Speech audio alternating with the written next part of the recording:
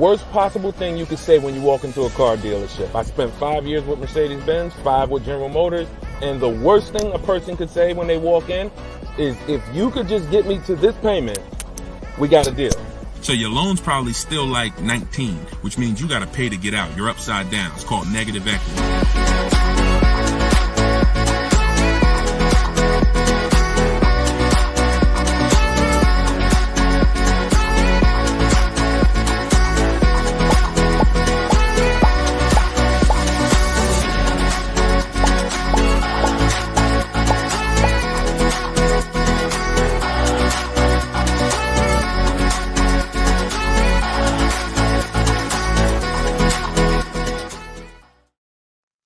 Welcome everybody to Car Shopping Questions and Answers, episode 13. I am your host, Deshone the Auto Advisor. Today is our Thursday, 12 p.m. live stream, and we're live on 4 platforms. For those of you who don't know me, I'd like to ask you, if this is your first time on a stream with us, could you type the number 1?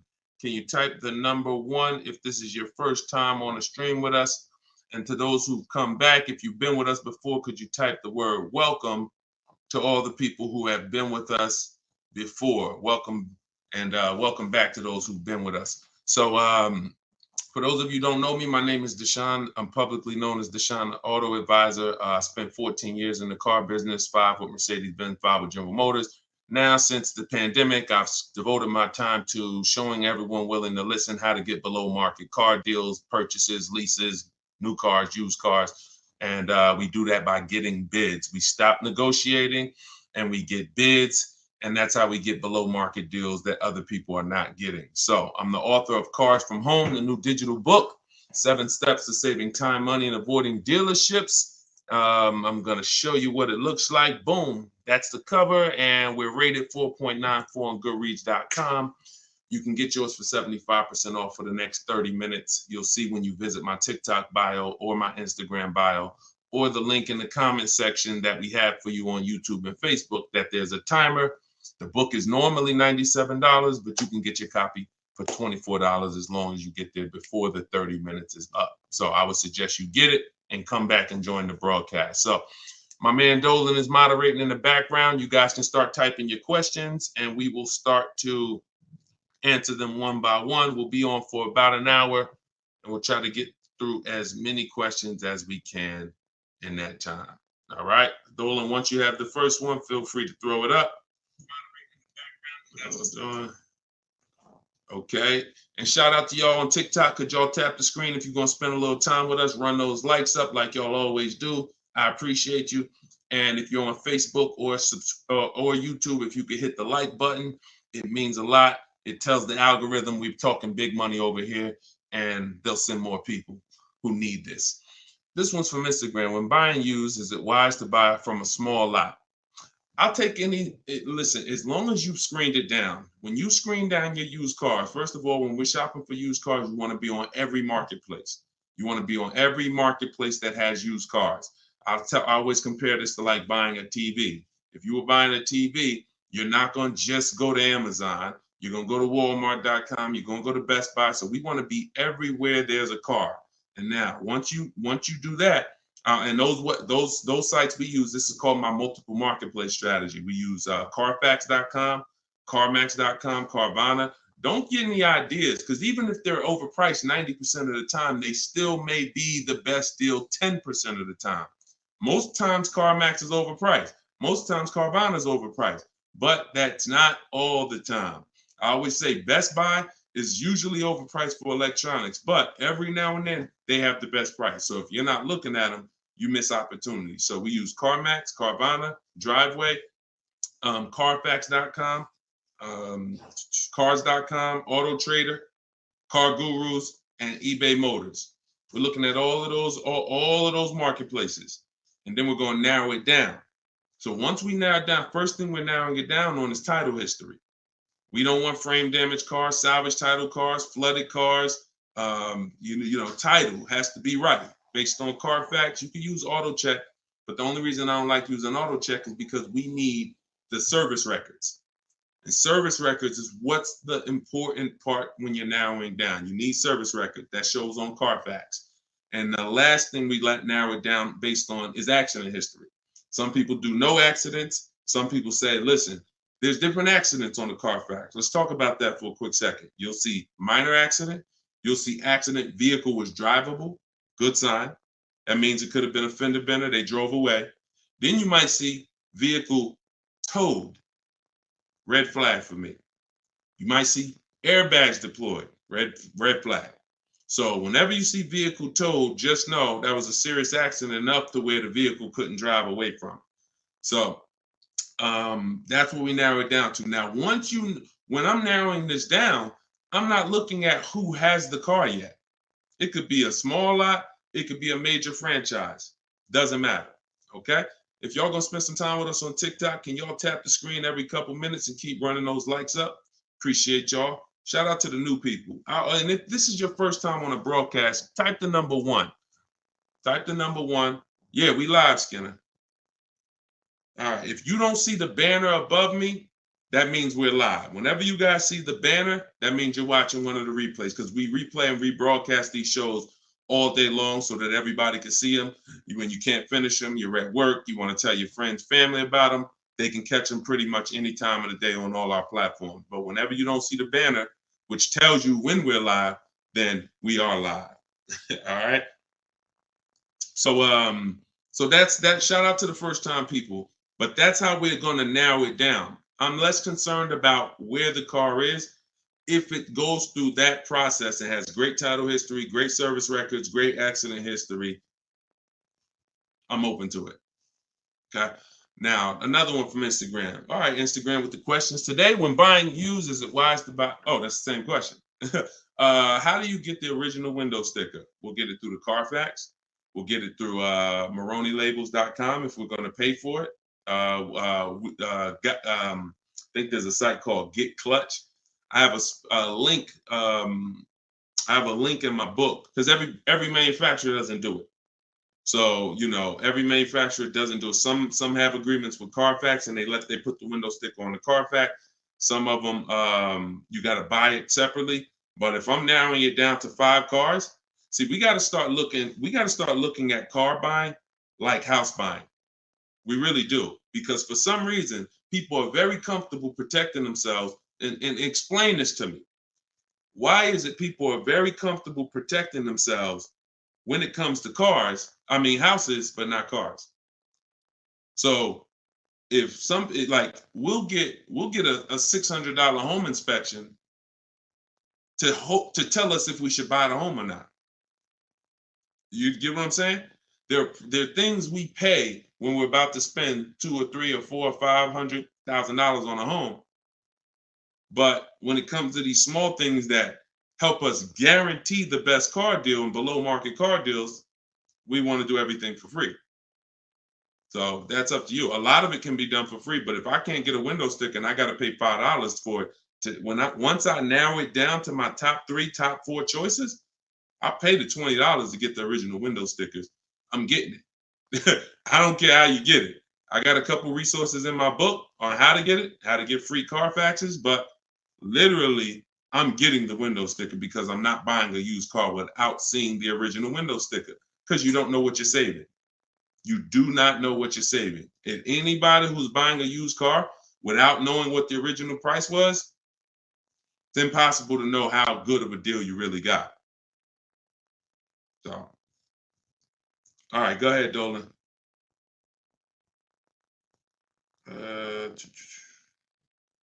This one's from TikTok. How do you sell the lease car without the title? The same way I explained it. You don't need a title to sell any car. Who was taught you needed a title to sell a car? Type me in the comments, because this is a big one. There are people who not even leasing. There are people who have cars right now. You have a loan on it. And I used to get people who would walk in the dealership and they look at the new model, the most recent one, and they'd be like, Deshone, is that the whatever, 2019, 2020? I'm like, yeah, these just came out. Okay, I got 3 payments left. As soon as I make my last payment, I'm coming to get that one. I want to talk to you about that one. What's the reason? Why are you waiting? Other than you thought you had to have the title in your hand. It's not the way it works. You go, you sell the car, there's, you write up a purchase order, whatever the bank is that you owe, the person pays off the bank, and then the title, once the bank is paid for, the title goes to the person who bought the car with the new ownership documents. So, sometimes I forget there's little small nuances that, but in the book, and even we talk about this on the show, you guys never hear me when we talk about an equity assessment. When we do an equity assessment, which is maximizing our car's value by getting bids, we don't trade. You never hear me say, those of you who don't have your title, you can't do the equity assessment, right? So I'm just assuming that if you just follow these steps, you'll see, even if you thought you couldn't sell your car while you still had a loan on it, you'll see, well, he didn't mention I need the title, so I guess I can go ahead and sell it. Yes, you can. So, you do at least the same way. I owe 15 on my car. Buyer offers me 19, pays the 19, pays off the 15 directly, sends 15 to the bank. And example, let me give you a real life example instead of a story. When I went in, after I sold my Jeep, that was back when the pre-owned car market was very hot, once in a lifetime market. And I went in and I owed my payoff was whatever my payoff was. I went in. They made the highest offer. That's why I was there. I got all these bids. CarMax made me the highest offer at the time. I went in. They paid $20-something thousand or whatever my payoff was, and they gave me a check for $8,900. So it's the net amount. So whatever the offer is, the amount you owe the bank gets paid off, and the surplus gets paid to you. That's the equity assessment. And for those of you who don't owe any money on your car, all the money goes to you. But yeah, I mean, I don't know where we picked that up at. I don't even know where the origination of that one, quite honestly. How I do know where some things originate, but I don't know how we got to we had to have the title in our hand before we could sell our car. So yeah, let me, you don't need it. Go ahead, Dolan. And for those of you who are not familiar with the equity assessment process, I'm sure we're going to talk about it on this show because it becomes a pretty common question. So we'll get to that, I'm sure. Go ahead. Jay, what's up? This is from YouTube. How do I go about getting pre-approval with good credit? I know the car I want. Then we don't really get pre-approvals. And I'm going to tell you why. Pre-approvals, first of all, there's something called restricted pre-approvals that we want to stay away from. See, all of this became, look, every time the public does something, the car business responds to it. And they usually respond with stuff that's garbage because they're trying to capture you and take away your ability to shop. So what ends up happening is the buzzword for the last 3 years probably has been pre-approved, get pre-approved, right? Right? That's been pretty much a hot topic. So the banks just decide what we're going to do is start marketing that we'll pre-approve you. But there's 2 ways they're pre-approving you, and they're both trash. One is we'll pre-approve you to shop with our dealer group. It's Capital One, our dealer network, Drive Time, Carvana. You're pre-approved, but you can only shop here. Well, you're going to hurt yourself because what they're trying to sell you on is this variety. And understand something. Variety doesn't drive down prices. Now we're getting ready to get deep. Hopefully y'all can follow this. It's early. Hopefully you have some coffee and your mind is clear. This is serious financial conversation, but it's simple. If you walk into the Doritos factory and all they have is Doritos, there's no incentive for them to not make them all $7 a bag because it's all Doritos. You got a bunch of variety. You could have 100 flavors. You're in the Dorito factory, but you're not going to get great prices because there's no competition. So whenever you see Carvana says we have 50,000 cars to choose from, variety.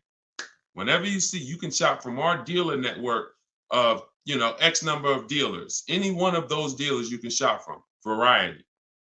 That does not drive down prices. That's meant to control you. Think about the Dorito factory. You're walking around CarMax, oh, you got lots of cars here, but you're still in the Dorito factory. They're all one company that's setting the price. What drives down the price is competition. Competition is what drives down the price. So when these I have a whole section in my book on this, restricted pre-approvals.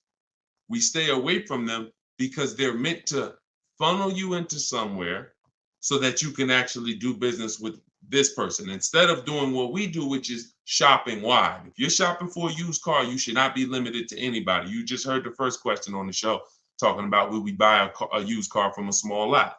We buy a used car from whoever within 100, 150 miles of us has the absolute best value, best price, on that used car, highest discount from the original new price. That means you're not going to limit me and tell me where I can buy it. So if pre-approvals were designed to do that, then we'd be good. If pre-approvals were designed to let you go shop anywhere, then they'd be good. That's the first bad part about pre-approvals is the restricted pre-approvals. And again, I'm going to tell you why we don't do it, and I'm going to tell you what we do. So the second thing that's bad about these pre-approvals that's being marketed is they want to do a hard pull on your credit. So now we use a strategy that I created called the bank bidding war. The bank bidding, everything we do is a bid because you're not going to save the most money possible unless you're getting bids. Okay? So if you want to guarantee that you paid the lowest price on any item, it's always through a bid. It's always through multiple offers. And the opposite is true. You want to have buyer's remorse? You want to always wonder if you could have paid less? Don't get a bid. Don't get multiple offers. So when they're asking for a hard pull, what we're doing is we're avoiding that because this is the way the bank bidding war works. You are allowed, I am allowed by the credit bureaus to have multiple people run our credit with a hard pull as long as it's within a certain time period. And the way we do it, it only takes us 2 days. They give you 14 to 45 days, but this only takes 2 days the way we do it. So a hard pull on your credit will drop your credit score X number of points. Let's just say 10 points.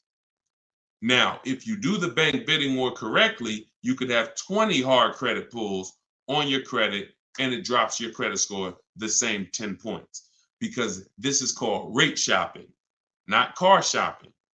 And many people get this wrong.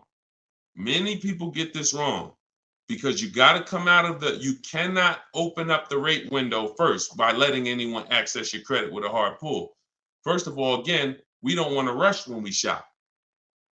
We don't want to rush when we shop. So if somebody gives you a pre-approval and they say, okay, you literally, now you did a hard credit pull, now go find your car, and then you only have 30 days before that pre-approval expires, what's going to happen? If you know the bank only gave you 30 days, now what are you trying to do? You're rushing yourself, right?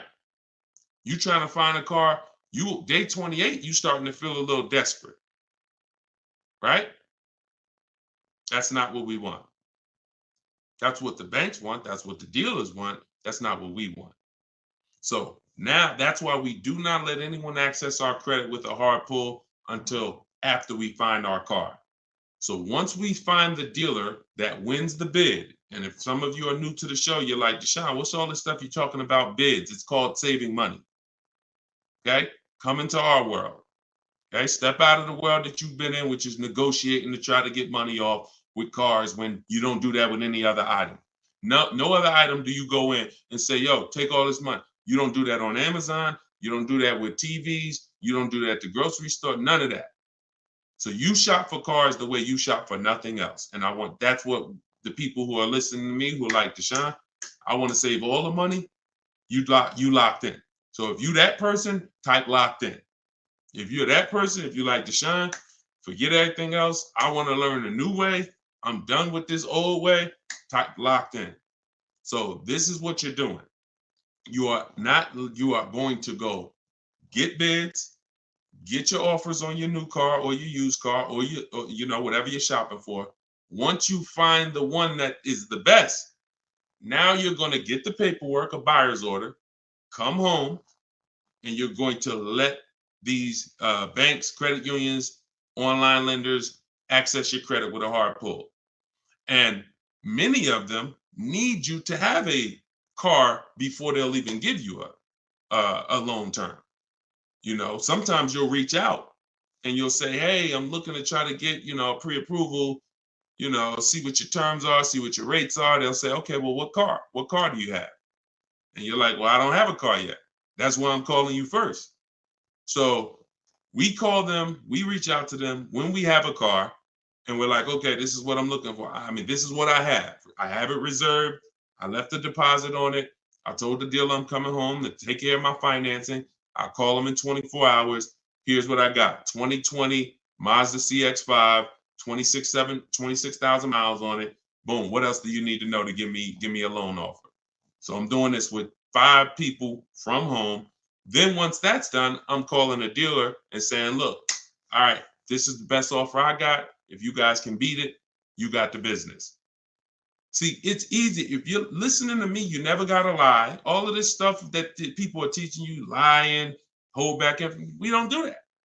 Dealers enjoy the 20% of dealers that are the great dealers that have the best prices. They love doing business with us because they're competing to beat all their competition. We find them, and then we give them an opportunity to win our business.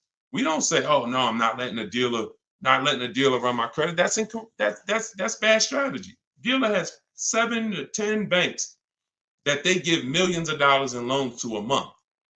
Why would you not want a dealer to be seeing if they could beat your rate? The only problem is if you don't have a rate and you're letting the dealer be your first option, that's a problem. We don't do that. But that's the bank bidding war. So I haven't added it to my book yet, but when you get my book, you actually get the book, and I send you the bank bidding war blueprint. And for all of you who got the book, if you happen to have gotten my book before I came out with the bank bidding war, send us an email and we'll send you the bank bidding war, because I plan to add it to my book. I update the book. That's why I told you I made it a digital book, because I come up with new stuff, new websites come out, websites go out of business. I'm always updating the book. So with a digital book, I'm not charging you every time I update it. I just update the book and everyone gets it. So if you happen to have the book and you don't have the bank bidding war, definitely connect with us by email and we'll get you the bank bidding war, because I just released it within the last couple weeks. But yeah, that's the bank bidding war. And that's how you leave never asking. You should never be asking, what's a good rate right now? How much is too high of an interest rate? These are all questions you ask because you don't get bids. You don't know how to get bids. Once you start getting bids, you never ask these questions again. You'll leave knowing, man, I had like 15, 20 people competing for my rate. I know I got the best rate. That's the name of the game. All right, go ahead, Dolan. Shoot the next question up. We are live, y'all. This is our Thursday, 12 p.m. show. You're not watching the rebroadcast unless you see the banner up top, then you're watching it. But we're live right now. Okay, Donna from Instagram. How do you ensure the car seller makes a decent wage and gets a deal at the same time? God bless you. They make a decent wage if they win the bid and they sell you a car. It's too intricate for you to try to understand. No one's losing money here. This isn't a charity case. And so let me tell you something about me. I set up a system where people buy cars in 60 to 90 minutes. So I know a lot of you think that I'm all for the public, which I am, but I'm also for the 20% car dealers. So I had to set up a system where both people win. The 20%.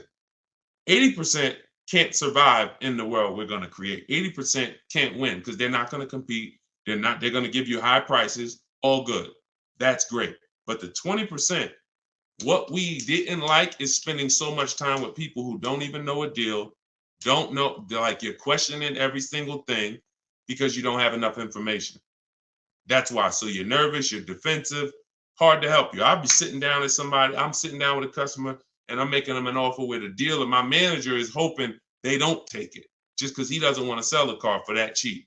But we're making them that offer, they're still questioning it because they don't have bids. So this created, this created nightmare situations for good car salespeople and horrible experiences for you. So with my system, you're online. The only time you're in a dealer is for 20 minutes to test drive the car.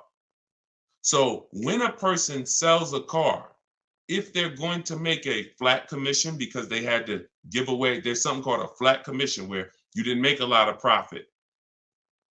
I'd rather make it in 20 minutes. So the car salespeople who win our business love us. They love, all of these people that you see, and you guys know, I will share these people. I share everybody. Look, Tiffany, who used the book, she got $6,000 off of her Mazda just a couple days ago. That is, she didn't spend more than 20 minutes with the salesperson. I don't even know if that's the person she test drove the car with. It might not be. So this person who won her business literally is going to spend maybe 30 minutes with her total. So what? He's not making a huge commission. If he ends up making $150 flat, he'd rather, and I've asked car salespeople this over my years of educating the public on how to shop from home. I said, let me ask you a question. Would you rather, y'all being stingy with the likes on TikTok? Can we tap the screen if y'all spending time with us? Thank you. Can we tap the screen? Can we share? We ain't asking for money. We asking for just tap the screen if you're enjoying the show. All right. Listen, I'll be getting them. Thank y'all. Appreciate you running it up. So when you see that, I appreciate you wanting dealers to make money, but the best thing you could do if you really want good dealers to be okay is learn how to shop from home correctly so you can stop wasting people's time. So you can stop being with people for 2 hours, 3 hours, 6 hours that you don't buy a car from. That's really what I want you to do, because when you learn how to get cars in 60 minutes from home, car salespeople are going to love you.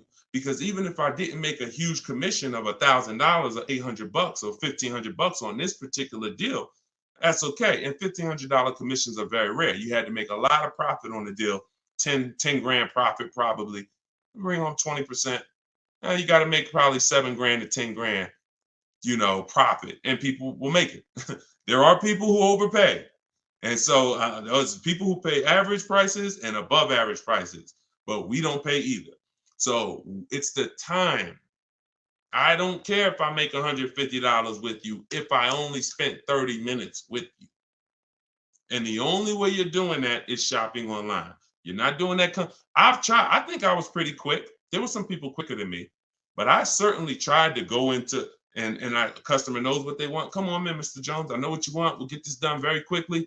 Hour and a half tops, 2 hours really tops, because you got the finance office. You got all this stuff that has to happen. We got to clean the car. So 2 hours is really, if on a quick deal. Most of them, 3, 4. How many hours you guys spend picking up your cars? Be honest.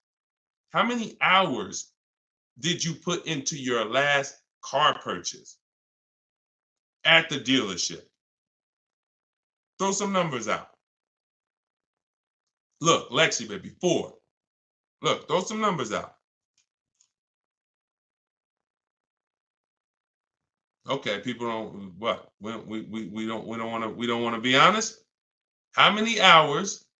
Sometimes maybe I'll ask how many days did you put into your last car deal? Have me in there about an hour. That's quick. You must have did a lot before. Half the day, Thomas. That's more like it. Thank you.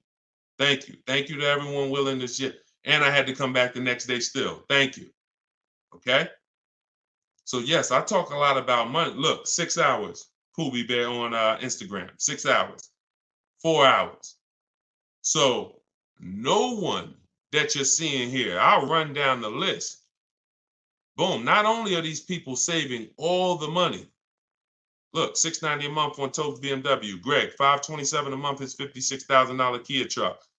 Look, Danielle, $550 a month for her Audi. Not only are they saving all the money, they're not in the dealer more than 30 minutes. That's why the dealers love them. That's why the dealers love us. I'm never going to create a system that's painful for car dealers. I would be hypocritical to do that. I created a system where when you use it, the people you do business with love you because you're like, man, listen, this is one of the quickest deals. Some of you saw when I got my Infinity truck. I wish I could find that video. Matter of fact, hold on. Before we go to the next question, because I don't want anyone, because some of y'all don't know me. Y'all don't know, okay, is this guy telling the truth? We really getting cars? This was me picking up my Infinity truck right here. This is when I got the Infinity truck. Hold on, I'm gonna find a video. I'm going into my hold on, where we at? Day five. Here we go. Look, let me share my screen. And I picked it up and I posted this on Instagram because I want people to know we really do this. We don't say we do this. We really do this. Look. Now, there we go.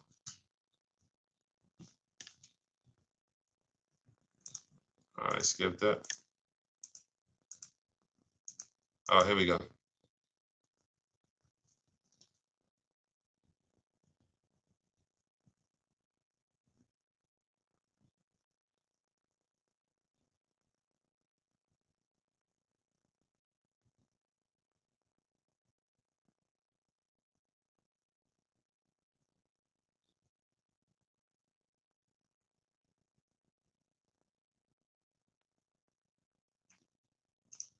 Boom.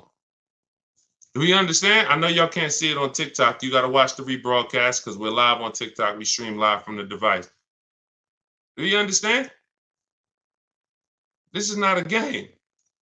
This is not a game. If you when you learn that you've been conditioned to think that somehow spending time on my car deal means I saved all the money. No, it doesn't. No, it doesn't. Looking at multiple options, multiple offers while you sit at home, knowing how to screen those offers down so that you know you got the below market prices.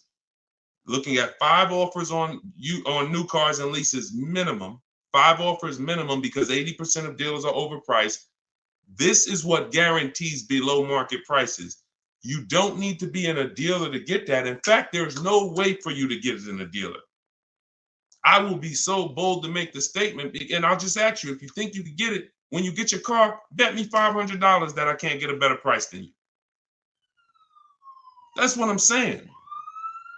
Bet me $500 when you get your car, any car you get, if you don't use what I'm teaching you, if you tell Deshone, all that stuff sounds good, getting bid, but I want to do it my way. Bet me $500 that I can't find a much, much better deal than you as soon as you get your car. I'm willing to put the money up because I know bids is what gets us these prices you guys see on the shows. Bids is what allows people to come in and save money. Okay? Did y'all see that? Could y'all hear that? Let me know, could y'all hear that when I was playing that? Were y'all able to hear that when I was playing it? Before I move on to the next question, before I have Dolan pulling the, why didn't y'all say something? See, we got too many people on here. We got too many people on here, y'all, for y'all to let me play an entire 1-minute video and not say you couldn't hear it. All right. Yeah, I don't know what to do. All right, listen. It is what it is. What I asked the guy was, how much time did we put into the whole process? He said 45 minutes. I said, take the test drive out of it. Take me and Monique test driving out of it. How much time did we spend? He said 20, 25 minutes top. Come on, lock in, y'all. Lock in. Go ahead, Dolan. Throw the next question up. Instagram. How do you tell the dealership you want to take the car to the mechanic before purchasing? You don't. Dealership's not going to let you take the car to a mechanic before purchasing. It's too much liability. If you crash the car, if it has an accident, mechanic messes up the car, only thing you could do is have a company like yourmechanic.com come and meet you at the dealer. That's why whenever I'm buying a used car, I'm not taking it the same day. DJ Flay, I thought it was a silent film. This is hilarious. So yeah, we never take a used car the same day because one, we got to do it even if we're paying cash though. I mean, even if we're paying cash.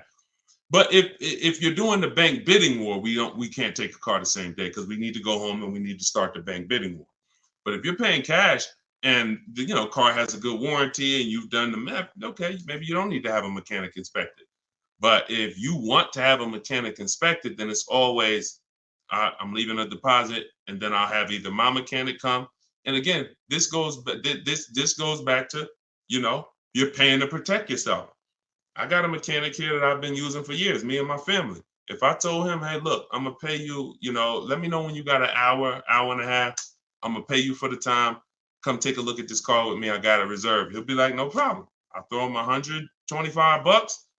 He'll come, check it out for me, tell me if I'm good or not. He can't put it on a lift, so that's the bad thing.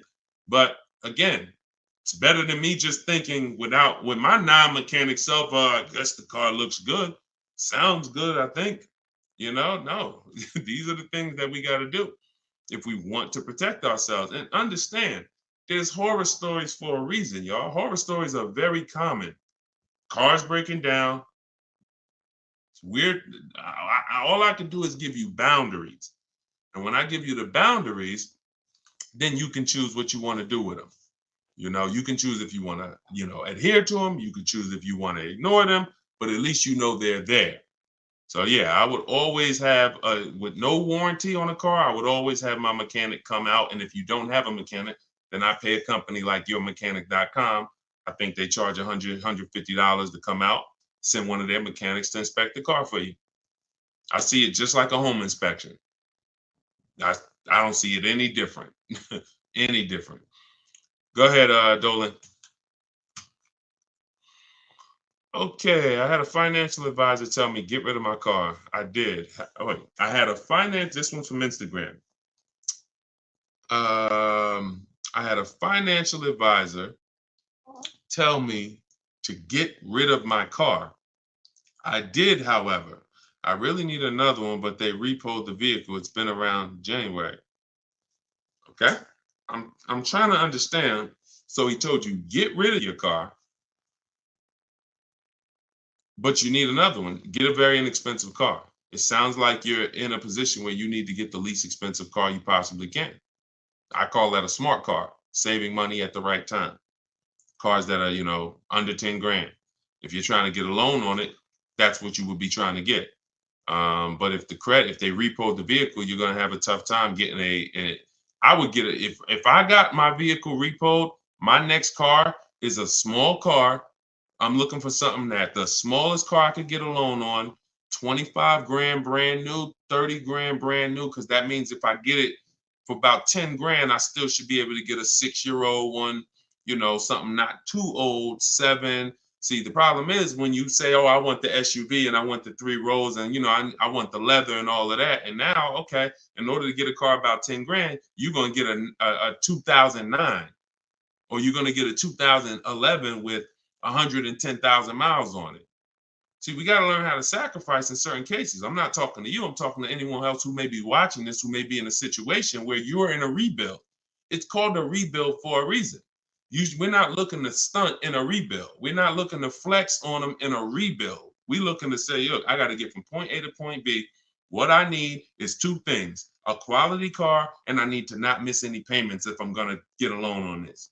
So when you go out and you get, I got my credits are 500, but I'm going to go and I'm going to get a $20,000 car that they're going to charge, I'm going to pay 20+% interest on it. So my payment's going to probably be 600.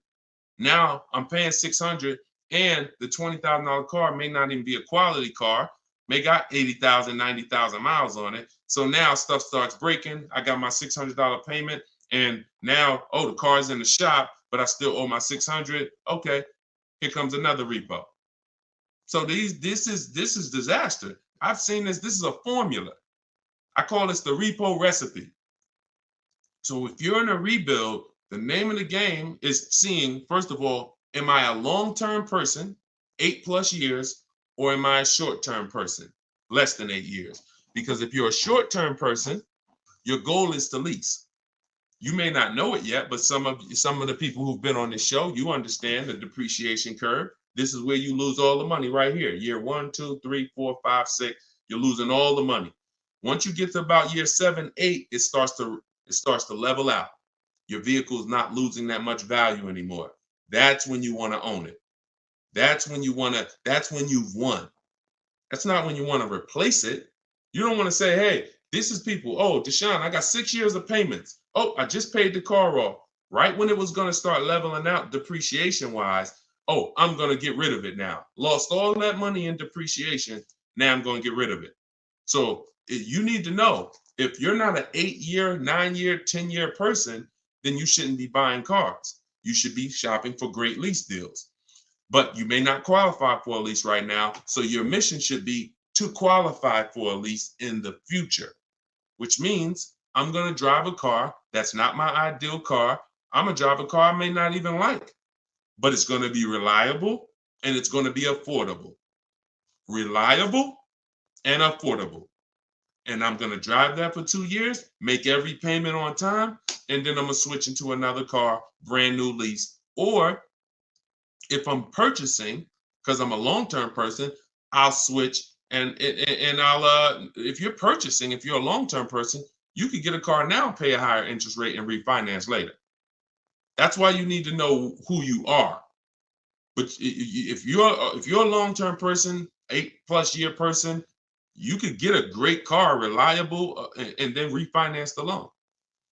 But you got to know who you are, because I see tons of people all around this country in here who are not in a position where their credit is good, but you have not come up with a goal and understood leasing. So what you're going to end up doing is financing a very expensive car, 20, 30 grand, and you're going to end up with a lot of negative equity. And every time you go to change your cars every 3, 4, 5 years, you're wondering why you have all this negative baggage and why your payments keep getting higher, your cars keep getting lower in quality. And that there's a reason for that. That's the reason. I just explained to you the reason. It's like a snowball that you're rolling that's against you, versus what I'm telling you to do is to have a plan so that you know, all right, I can't qualify for a lease right now, but in 2 years I will. So I'm gonna make sure I'm not gonna do anything right now that's gonna mess up my chances of getting a lease in 2 years. And if I'm not a lease person and I'm keeping this car 8 years, then I gotta get a great car and I'm gonna pay higher interest. But when the interest rates come down, when I fix my credit in a year or two, I'm gonna refinance. 2 different people, but you must know who you are. We clear? We clear on that? Type clear if y'all clear on that. Okay? All right, go ahead, Dolan. Shoot the next one up. What are the benefits, if any, of buying an electric or hybrid vehicle? You need to know that. I mean, it's different for different people. Environment, some people, depends. That's a personal thing. A lot of people think that electric cars, I remember when I worked for Mercedes, we thought hybrids were good for people who drove a lot. So I was uneducated on hybrids. It's actually good for people who drive in the city, because every time you hit the brake, it would regenerate the battery. So that might just be Mercedes hybrids. That might be all hybrids. I don't know. But your reason for buying a hybrid or an electric car should be your reason based on your research. And so there's plenty of people, most people are not buying electric cars. Some people are. Some people buy hybrids. Frina was looking at a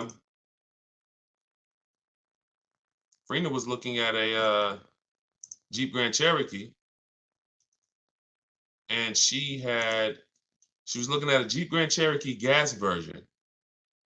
And I remember she hit me and she said, Deshone, the dealer that made me the best offer on this Jeep Grand Cherokee gas, it was like a 1.2% lease. And she said, he's saying, and that was the lowest bid out of all the bids she got. 1.2% lease. And she said, but he's saying he might have he's saying he could do a better deal on this other one, which is a hybrid. And she said, what do you think? Because she's in a private group. Everybody who wants to know about, my private group, you want to attend my free masterclass, it's in the comment section. You can attend my free masterclass. It's an hour long. It's called Everything You're Doing Wrong, Buying, Selling, and Leasing Cars. And it's in my TikTok or Instagram bio. You can go and you can attend the masterclass if you want to find out more about my private group and my coaching program. But she said, so do you think I should just like have him like rework the deal? I said, look, if you're going to switch cars, pay attention, y'all, this is very important. Even though he won the bid on the gas version, you want to make sure you rerun the bids on that car. She said, okay, because she said, based on what he's telling me, he could get me to like 1% on the gas, on the hybrid one. I said, okay, run the bids. She hit me 24 hours later. She said, you're not going to believe this. Lowest offer I got on the hybrid version is 0.88. Showing the deal right now. That was $579 a month. $66,000 truck. $579 a month. No money out of pocket. So if you don't rework the deal, what question was I answering that I got on that? What question was I just answering? Oh, there we go. Thank you. Thanks, Dolan. My man Dolan coming through for me. So she didn't have a preference necessarily of hybrid. That opportunity presented itself. All hybrids don't have incredible programs. So I think you make the decision, Natalie, on what you want, and then you shop the offers on that car. That's it. It's so many cars out here, y'all. It's hundreds of cars to choose from. Pick the one that you like, get the offers on them. And spend your time shopping. If you're getting a new car or a lease, you should be out test driving. This is the fun part. Eventually getting bids, that'll be fun for y'all because you'll be in control. But, for your first time, you're still going to be a little nervous. But the fun part is really getting in the car and going and test driving. All right. And going to another dealer, test driving. You're about to make a $40,000, $50,000 decision. Some of you more, some of you 80,000. You're buying luxury cars, $100,000 decision. Take a day and go and drive these products that they're spending millions of dollars on, hoping you would at least come test drive. I've had people that's like, oh, I want the Honda Pilot. Oh no, the girl said, I want the new Honda CR-V hybrid. I like the look. I said, did you drive it? Nah, but that's what I got my eye on. I said, go drive it. Once she went and drove, that's why we have a whole step in our process for this called shopping, not buying. She went and drove it. She said, yo, you know what's crazy? I like the look, but I ain't like the way it drove. I said, that's why it's important. Imagine if you would have did your whole deal online, got the thing delivered. Now in 3 months, you're sitting here like, you know what? I don't really like this. So don't discount your shopping experience, especially because using it our way, you only did 20 minutes. Don't talk numbers. Keep that rule in mind. That's in my book. Those of you who have my book know this. We don't talk numbers. Those of you who are like, what book are you talking about, Deshone? My new digital book, Cars from Home, 7 Steps to Saving Time, Money, and Avoiding Dealerships. That's where I'm teaching out of. Everything on this show is what I'm teaching out of that book. And you can get your copy for 75% off. It's normally $97. You'll get it for $24 in my TikTok bio, as long as you get there before the 30 minutes expires. Also in my Instagram bio, click that website, and then on Facebook and YouTube in the comment section.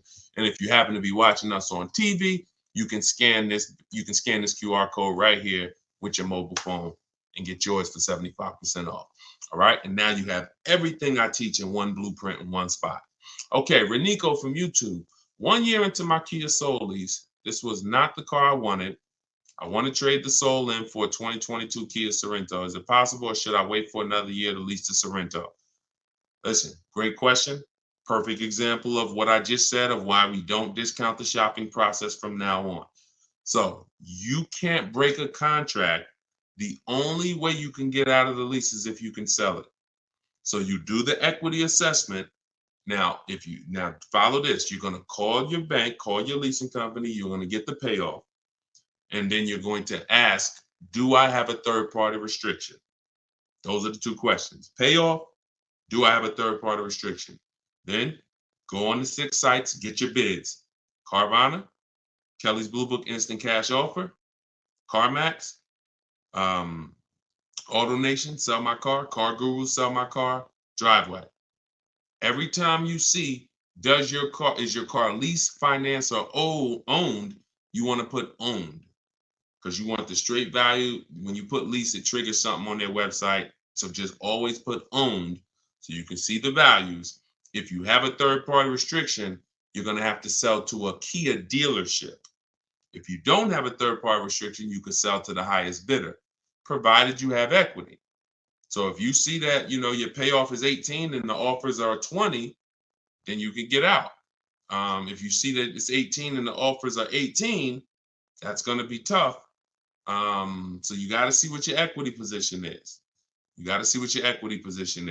That's the main thing. And what I do is you just wait and you just look. If you go into a dealer, they can put you in a new car. So if there's no doubt, like you can literally go in, they'll just stretch you out into a long loan on the Kia Sorento. You're going from a lease to buy. So I assume you're going to be keeping the Kia Sorento for at least 8 years. If not, you should be leasing, not buying. But I'm just going to assume you're not going to break the 8-year rule. If you don't know about it, we talk about it all the time on this stream. People who are not keeping their cars 8 years, you are overpaying by thousands of dollars by not getting great lease deals. It's not even close. Thousands of dollars, not hundreds. So I'm assuming you're going to buy and keep. But what you're going to do, anybody can transfer you. Take all that negative money, throw it into the new car. Now you're paying for the old car and the new car. You got the new car, but so if you got a 5-year, 6-year loan, literally you're driving that new Kia Sorento, that 2022, and that is in the actual, it's with you. I'm glad, Renico. It's a great name. So you're in when you roll that over because of impatience, that 6-year loan that you're putting on the new car, the old car is with you the whole time. So until the day you make your last payment on the new car, you're paying for the old car that you got out of. That doesn't make sense unless it's just a desperate scenario. So I would do what you said. Wait. If it doesn't make sense, do the equity assessment. If it doesn't make financial sense to get out, wait, coast in it. It's a brand new car. Listen, be ashamed if you had to drive around in a brand new car for the next couple of years. So just, but use it as a learning lesson to make sure next time you shop the way, you shop in a way that protects you from having to go through this again, because this is not what it should be. Okay. And it's not meant for you to replace a car this fast. It's expensive to do. There's penalties in doing this because the depreciation of a car is just too deep. It's just you lose 20% the first year. Doesn't matter whether you leased it, bought it, does not matter. So when you go and try to replace it, you're dealing with deep depreciation of what you got. And now you're like, oh, well, I'm tired of it. See, people who never do this are cash buyers. If you pay cash for cars, those are the only people that clearly understand this. If you are in pain, I have to work to help you understand this if you don't pay cash for cars. Because if you pay cash for a $30,000 car and then you said, you know what, I'm tired of it. Nah, this wasn't the car I wanted. And you brought it back to the dealer and they said, okay, well, look, I know you only had the car 3 months, but we could only give you 25 for it. You're like, wait, I only had it 3. Yeah, it's a used car. It's been titled. You're not going to take that deal, right? No one's going to pay 30 grand, turn around and take 25 in 3 months. So, but what when you are getting payments and loans, it doesn't change. It's still, you pay 30, they're giving you 25, but they're financing it. So that loss of the 5 grand, it's hidden in the monthly payment. That's why it's all about, what do you want your payment to be? What do you want your payment to be?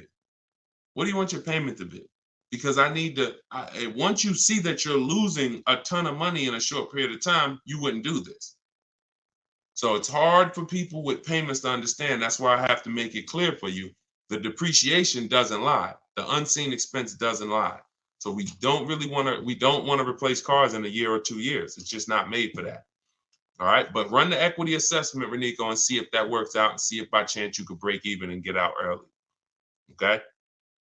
Go ahead, Dolan, shoot the next one up.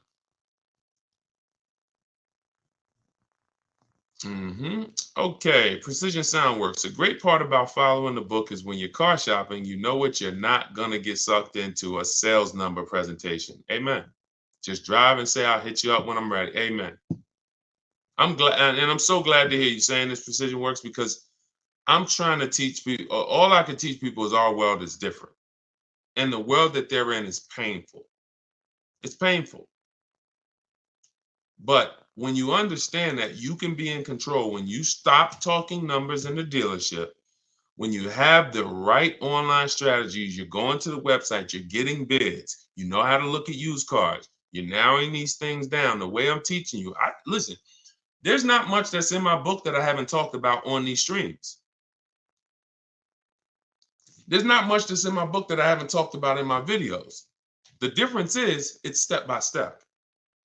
So when you hear somebody who asks me about a used car, and then somebody asks me about a lease, and then somebody asks me about paying cash, and then someone asks me about, hey, how do I get the best loan? This is all different types of people. So you might be like, oh, this question is not for me. That question is not for me. So you have to piece it together. And if you can, God bless you. We're not holding back. But for those who are like Deshone, I just want the step by step, no interruptions in the process, no confusion. That's my book. So I'm glad you're enjoying it, Precision Work. Make sure you send me your deal so I can bring it onto the show whenever you get a car. All right, go ahead, Dolan. Okay, Marisol, YouTube. I'm looking to buy a 2025 model car. Am I able to negotiate the MSRP price? If so, how low should I start? 5% off. So you're new to the 80-20 philosophy. 80% of dealers are overpriced. So I'm saying this based on the fact that, you know, I have 1,600 people I've worked with in my coaching program, in my video course, and then I have probably 6,000 people that have gotten my book. So I have people from all around the country since 2021 sending me the deals they get, reporting me the deals, offers. So whenever you see, look, somebody like Greg, he said, offers the range. Hold on, no, it was Charles. Whenever we see the range 1.2 to 1.66, I always tell people, if you don't see a $3,000 to $5,000 difference between your offers, you didn't do it right. Because when we get at least 5 offers because 4 are overpriced. So which means, and you don't know how bad they're overpriced. They could be $100 a month overpriced. They could be thousands if they could be $3,000 overpriced, $5,000 overpriced. If you have some of these vehicles where they're marking them up $5,000, $10,000 over sticker, they could be $7,000, $10,000 overpriced. You don't know. You just know. We know 4 out of 5 are overpriced. That's the numbers. So if you are by chance going in and thinking, I'm going to negotiate based on any made up number in my head, you're going to lose because you just don't know what the bottom is. You don't know what the bottom is. Feeling for the bottom is a bad way to go because you're never content. You always question, was that really the bottom? You think we could have did better? And you have no price assurance, which means if I said, listen, Marisol, you just got your vehicle, bet me $500 that I can't find a better priced vehicle in 48 hours. You wouldn't take the bet. No price assurance. So what I want you to do is just scrap that whole strategy. And I want you to focus on driving the car, make sure you like it. Once you decide you like it, we're going to get 5 offers. You could do this your way by calling. You want to talk to sales managers, ask them, hey, I need 5 offers because 4 are going to be overpriced. That's just it. 80% of dealers are overpriced. 80% of dealers sell for all the money they possibly can. 80% of dealers don't want to compete with their competition. 80% of dealers are not going to go below a certain price. That's them. 20% is who we focus on. The 20% of dealers that want to compete, 20% of dealers that beat all their competition, 20% of dealers that save us all the money. And there is no way for me to tell you what that number is going to be because it's vehicle specific. When you get bids, look at Sean. I use Sean for an example. Sean got a $20,000 discount on his F-150 Lightning. That was his best deal. Over 20, look, $73,000. And you see, he revealed, he didn't know it was a $15,500 rebate, but the dealer, the 20% dealer that made him this offer, told him that. He didn't see that from all dealers he got offers from. Every dealer is not going to tell you all the rebates or if there's a rebate. He got another $4,900 from the winning dealer, and that was the deal. Kimberly saves $20,000 from her Maserati. Look, $86,000. The selling price was $66,261. That's 20 grand. Now, in the case of Eddie got a new Toyota Camry hybrid. He got bids, all the bells and whistles. He said, I was able to get everything I wanted plus more, $2,086.83 under MSRP. That was his best bid from reaching out to multiple Toyota dealers. $2,086 under MSRP. It depends. It changes. You don't know. And you can't take one big discount and say, Sean's not going to say, well, because I saved 20 grand on my F-150, when I go to shop for my Mazda CX-5, I'm expecting 20 grand. No, I'm going to shop the market, get bids, and I'll reveal what is the below market offer for a Mazda CX-5. In the case of his Ford, the below market offer was 20 grand off. In the case of Kimberly's Maserati, the below market deal was 20 grand off. But if we went in thinking these numbers are making up and saying, you know what, I'm going to try to get 5% under MSRP, we're losing. So scrap that whole strategy. Use mine. Or you could try to do it your way. Either way, 5 offers. Without 5 offers, you're not saving all the money and you will have no price assurance. 5 offers. In my book, I teach something called the 25-to-5 strategy. That's what I created. We're connecting with 25 dealers online. Those of you who have the book know it takes us about 20 minutes because we go direct to the websites. We don't go to third-party sites where they're selling our information to the dealer. We go right to the dealer's websites. I got a link in there that links you to all the dealers by zip code. So you put in your zip code and we go to each website. We copy and paste. I have a template we use. It says, hey, my name is such and such. I'm in the market for this car. These are all the options I'm looking for. This is my as soon as date I can make a deal. This is my no later than date. We give them all the information we need. Here's what I'm looking for, my option. Now we're sending that to all of these dealers. And then the goal out of 25 is to see who has a car. And then once we find out of 25 who has a car, well, we might see 10 dealers have a car that I'm interested in. That's another reason why it benefits to shop the numbers. Because when you only shop in 2 dealers, like the statistics say you do, the statistics show that you guys shop 2 dealers. That's what the statistics show, 2 dealers. And as car salespeople, we know that. So when you're shopping 2 dealers, whatever they have on their lots or have coming in, that's all that's interesting. That's all we can shop from. That's why it's like, oh, I don't have that color. Oh, I don't have one with those options. We're shopping from 25 dealers. We got a good shot of 8 to 10 having something we're interested in. And then we have other copy and paste scripts to request our quotes, give them everything they need to give us a quote. And then we have scripts to keep the conversation moving when they try to get us on the phone, which they will, 80% will, which, hey, try to get us to come in, 80% will. Hey, hey, listen, we could only give you a quote if you're here in the showroom. Okay, well, I'm talking to a couple of dealers. No one else has said that. Should I remove you from my list? All our emails end with a question. Whenever you're emailing a dealer, should always end with a question, not a statement, because the question pushes the ball back to them. So that's what we're doing, 25-to-5. Our goal when connecting with 25 dealers is to get 5 offers. And out of those 5, 1 offer is going to beat everybody else, and that's who we do business with. That entire process takes us 60 to 90 minutes.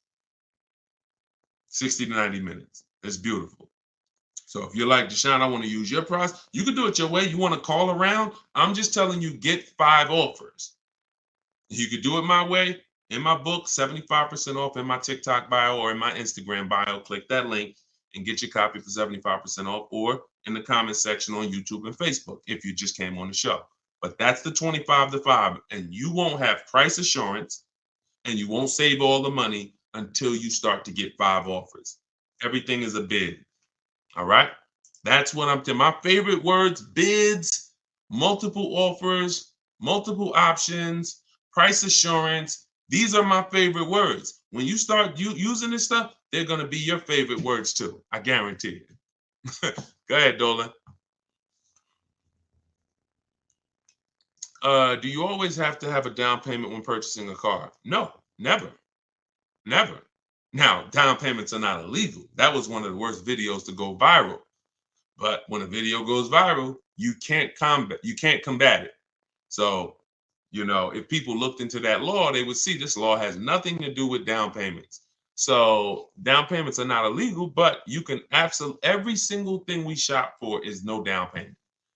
When we're shopping for leases, we request all our lease quotes, first month's payment total out of pocket. We don't, you guys, some of you know who's been on the stream, I don't even like you using the words down payment. We use total out of pocket, total due at signing, not down payment. But we're doing first month's payment due at signing, 12,000 miles per year, all taxes and fees rolled into the payment.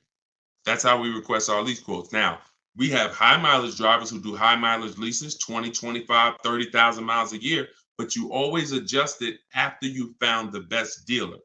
Once you found the dealer who wins the bid, that's when you're now going to go in and adjust the mileage for your custom strategy, for your custom needs. Okay. All right. Listen, I appreciate it. Please readjust the quote to 18,000 miles per year, and then we'll take it across. That's when you're going to say, all right, you know what? I'm already under 1.5. I'm under 1.3, whatever it is. As long as you're under 1.5, you got a deal. As long as it's the best bid. Because some people say, oh, I went in, and I cannot stand this. But it's unfortunate that people think they're using what I teach, but they're not. They'll go in and say, Deshone, yeah, I was talking to the car salesman. I told him, you got to get me under 1.5. I said, what are you doing? I didn't say it. I don't even think I responded to it because I don't want people to feel like they failed. But that's not what I teach. I'm never targeting 1.5. I'm targeting 5 offers, and the only way 1.5 gets approved is if it's the lowest out of the 5, which means I know the lease program isn't great. But if I see 1.45 and then there's another lease quote for 1.6, 1.8, 1.9, now I know this 1.5 is the deal. And the dealers often will tell you, listen, I'm giving you a big discount, but the lease program's not that good. That's what's making it 1.5.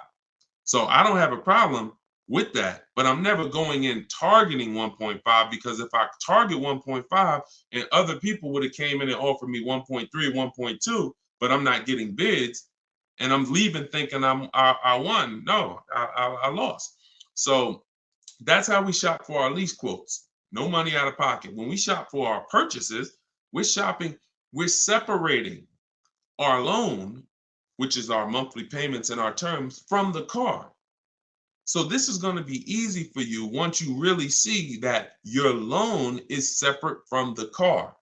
You are looking, if you're buying a used car, you're looking for the best price used car in the market, 100 miles, 150 miles. You're narrowing it down. Once you find a dealer who has that car, you've already won on the price of the asset. Check. Now we're going to handle the loan. And if you say, hey, I'm going to do this loan for this amount. Now I have a tool that, listen, some stuff is hard to explain because I actually created something called the perfect budget calculator. Let me show you. So this is the perfect budget calculator. Just so y'all listen, I'm gonna share this with y'all. This is in my book.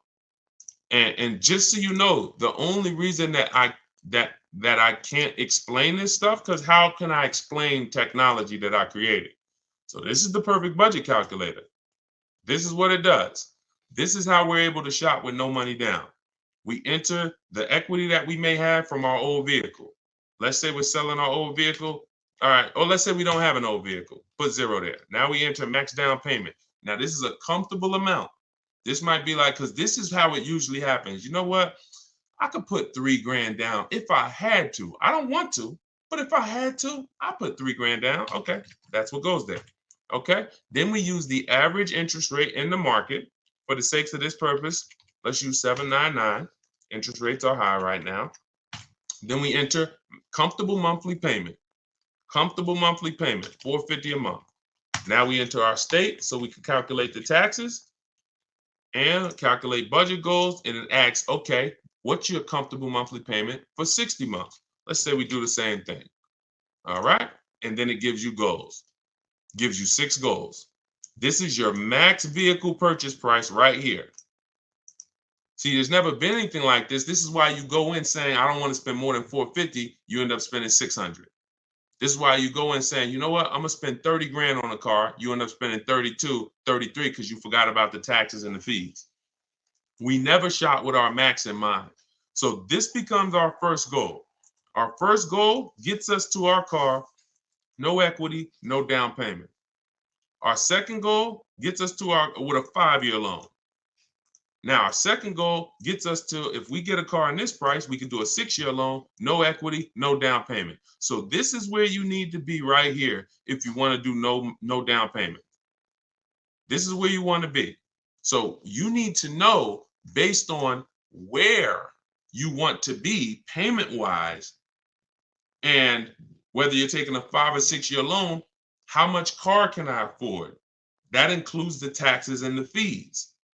So there was no way for me to explain this to you. In fact, I used to have a 20-minute video that I walked people through, and it was a perfect budget exercise. We did all that manually. Everything that I built the calculator to do manually, you guys got to see it on the replay. Because if you're on Instagram or YouTube or Facebook, TikTok doesn't let us pull this streaming software in. So you guys got to see it on the replay. You could go watch the YouTube videos right after the show is done, and you can see how I just showed you this. Or if you get my book, you can actually use the perfect budget calculator in 5 minutes. So what that allows you to do is go in knowing where your starting point is, knowing where your max vehicle purchase price is.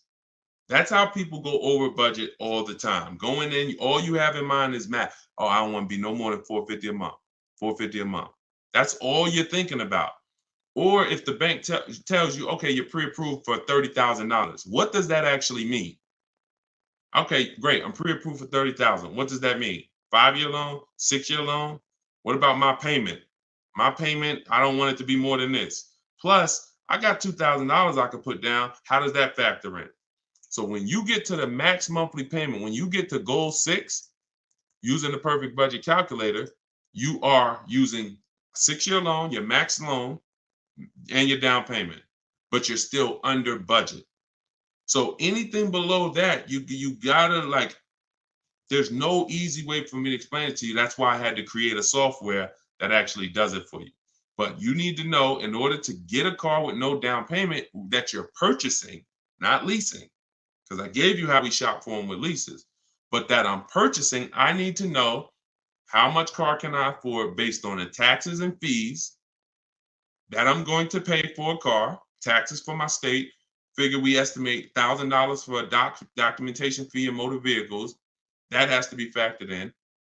And then a 5 or 6-year loan, all of this stuff. So, yeah.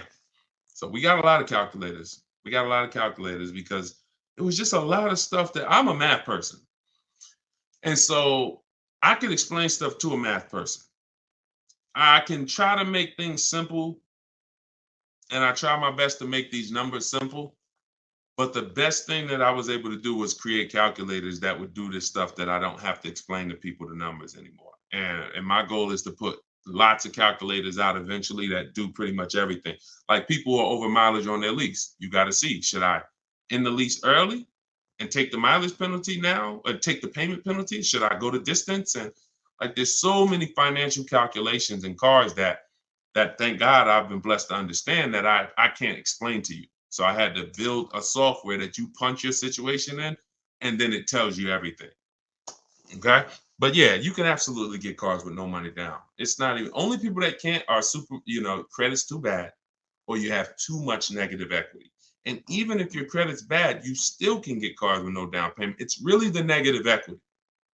The negative equity from your old car is really what prevents most people from doing no money down deals, because the bank is only going to approve 15, 20, 25% above the purchase price of the car. So if the purchase price is 30, they'll approve 36 as a loan. They'll loan 36. They'll lend 36,000 on a $30,000 car. They're not going to lend 40,000 on a $30,000 car. They're not going to lend. So if you have 10 grand of negative equity that you're trying to transfer, that's preventing the no money down deals for most people. Other than that, everybody can do no money down deals if they so choose.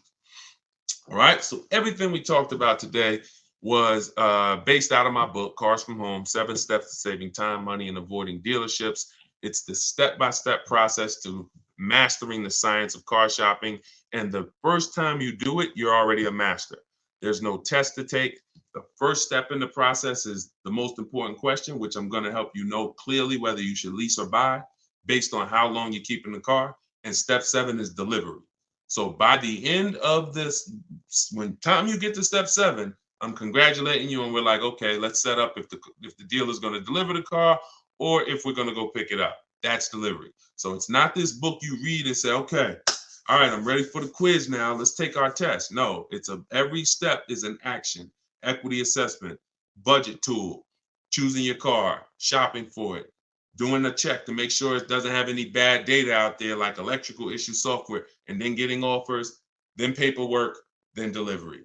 It's a walkthrough. So you can get your copy for 75% off in my TikTok bio, in my Instagram bio, or we have a comment pinned in the YouTube and Facebook section. Or if you're watching us on television, you can scan the QR code and use the strategies, everything I teach in one spot. All right. Make sure you send me your deals. We'll be back for another live show shortly. If you're watching the broadcast, if you're watching the rebroadcast, you'll see the times that we're live. For those of you who want to attend my free masterclass, Everything You're Doing Wrong, Buying, Selling, and Leasing Cars, that link is also in the comments, and it's also in my TikTok and Instagram bio. You'll need about an hour, and then we do Q&A for an hour after the class. So anyway you get it, make sure you get it. I don't care how you get the information. All we do is put the information out. The rest is on you, all right? I'll see y'all on the next show. God bless you.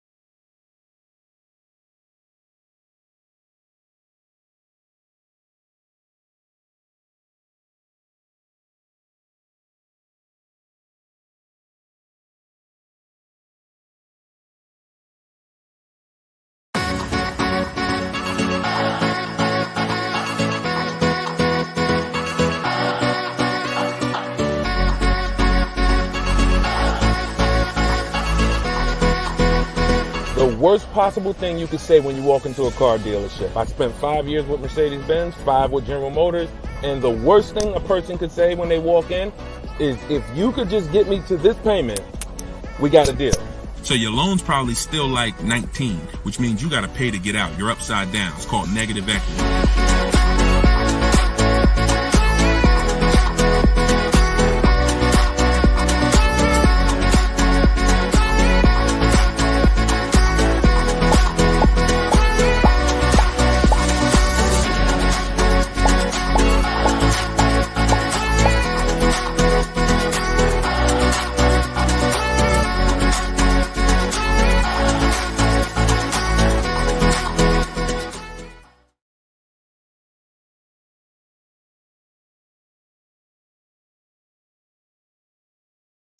Welcome, welcome, welcome. Welcome to Car Shopping Questions and Answers, episode 14. I am your host, Deshone the Auto Advisor. We do these live streams throughout the day. We rebroadcast them. So you may have seen a rebroadcast, but today is our Thursday. Is it Thursday? It's Wednesday. I was saying, what day is it? It's Thursday. Thank you. Our live broadcast, and we do rapid fire Q&A. We are streaming on 4 platforms: TikTok, Instagram, YouTube, and Facebook. So you guys can start taking your questions. Yeah, I see you, real Zubir.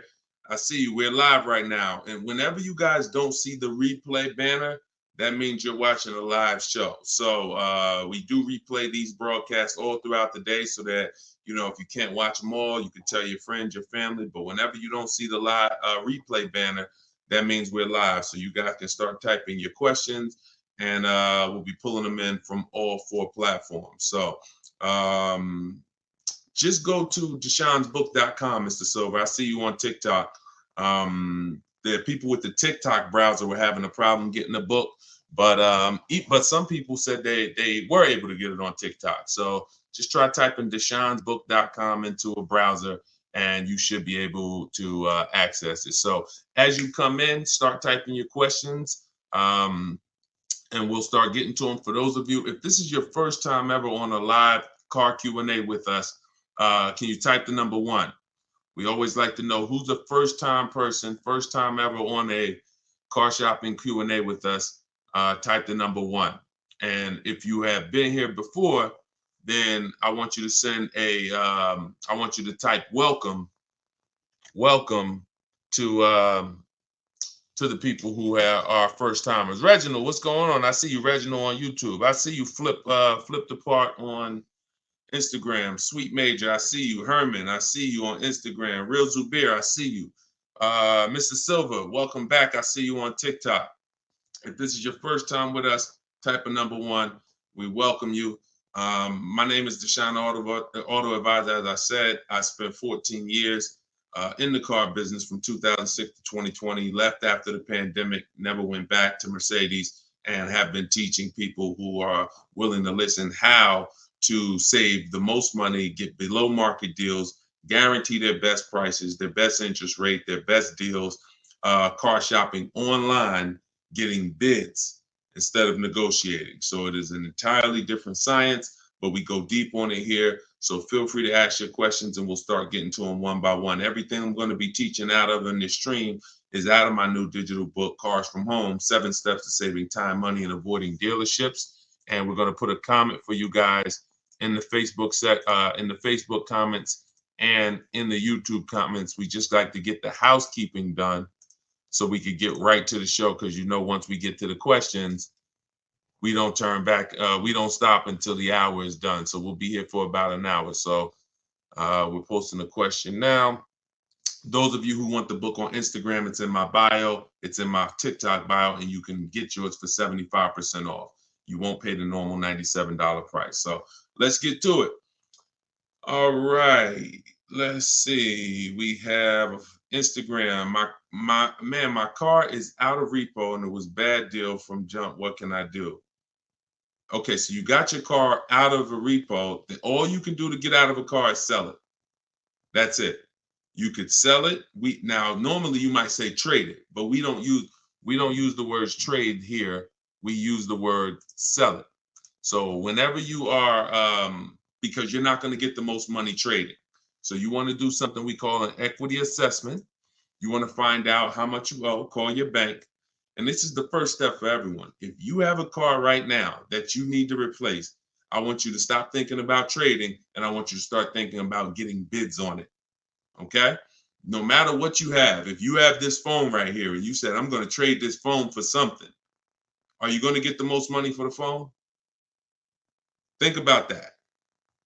Think about that. Yes or no? And always stay close to your keyboards, because we dialogue here, okay? I ask you questions. I need you typing fast in the dialogue. If you had this phone right here and you said, I'm going to go trade this phone, that's different than you getting bids on it and seeing what's the most money somebody would pay for this phone.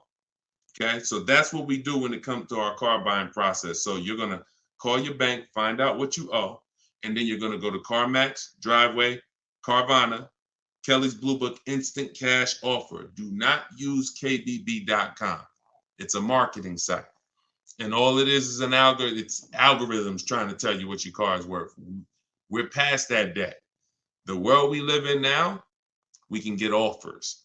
And that's what you want. That's all that's important is offers. So Kelly's Blue Book Instant Cash Offer, Car Guru Sell My Car, and AutoNation Sell My Car. That's 6 people who are competing to buy cars every day. And that's where you want to go. Once you go there, you'll be able to see if you have equity, means you could get out very easy. So if you owe 15, but your highest offer is 20, that's a 1-hour inspection. They'll cut you a check and you got the equity. That equity is cash money to you. You put it in your bank, you can use it as a down payment. If you have negative equity, that's a different story. You're going to need to account for that. But the first thing you must do if you are replacing a car is an equity assessment. Okay? That's step 2 in my process. After we decide leasing or buying, and I'm sure we'll be talking a lot about leasing versus buying while we're here. So, all right, let's go. Keep the questions coming and type out your entire question. Try to get it in one shot so that we can see it all. But that's your first step, the real Zubair. Do your equity assessment.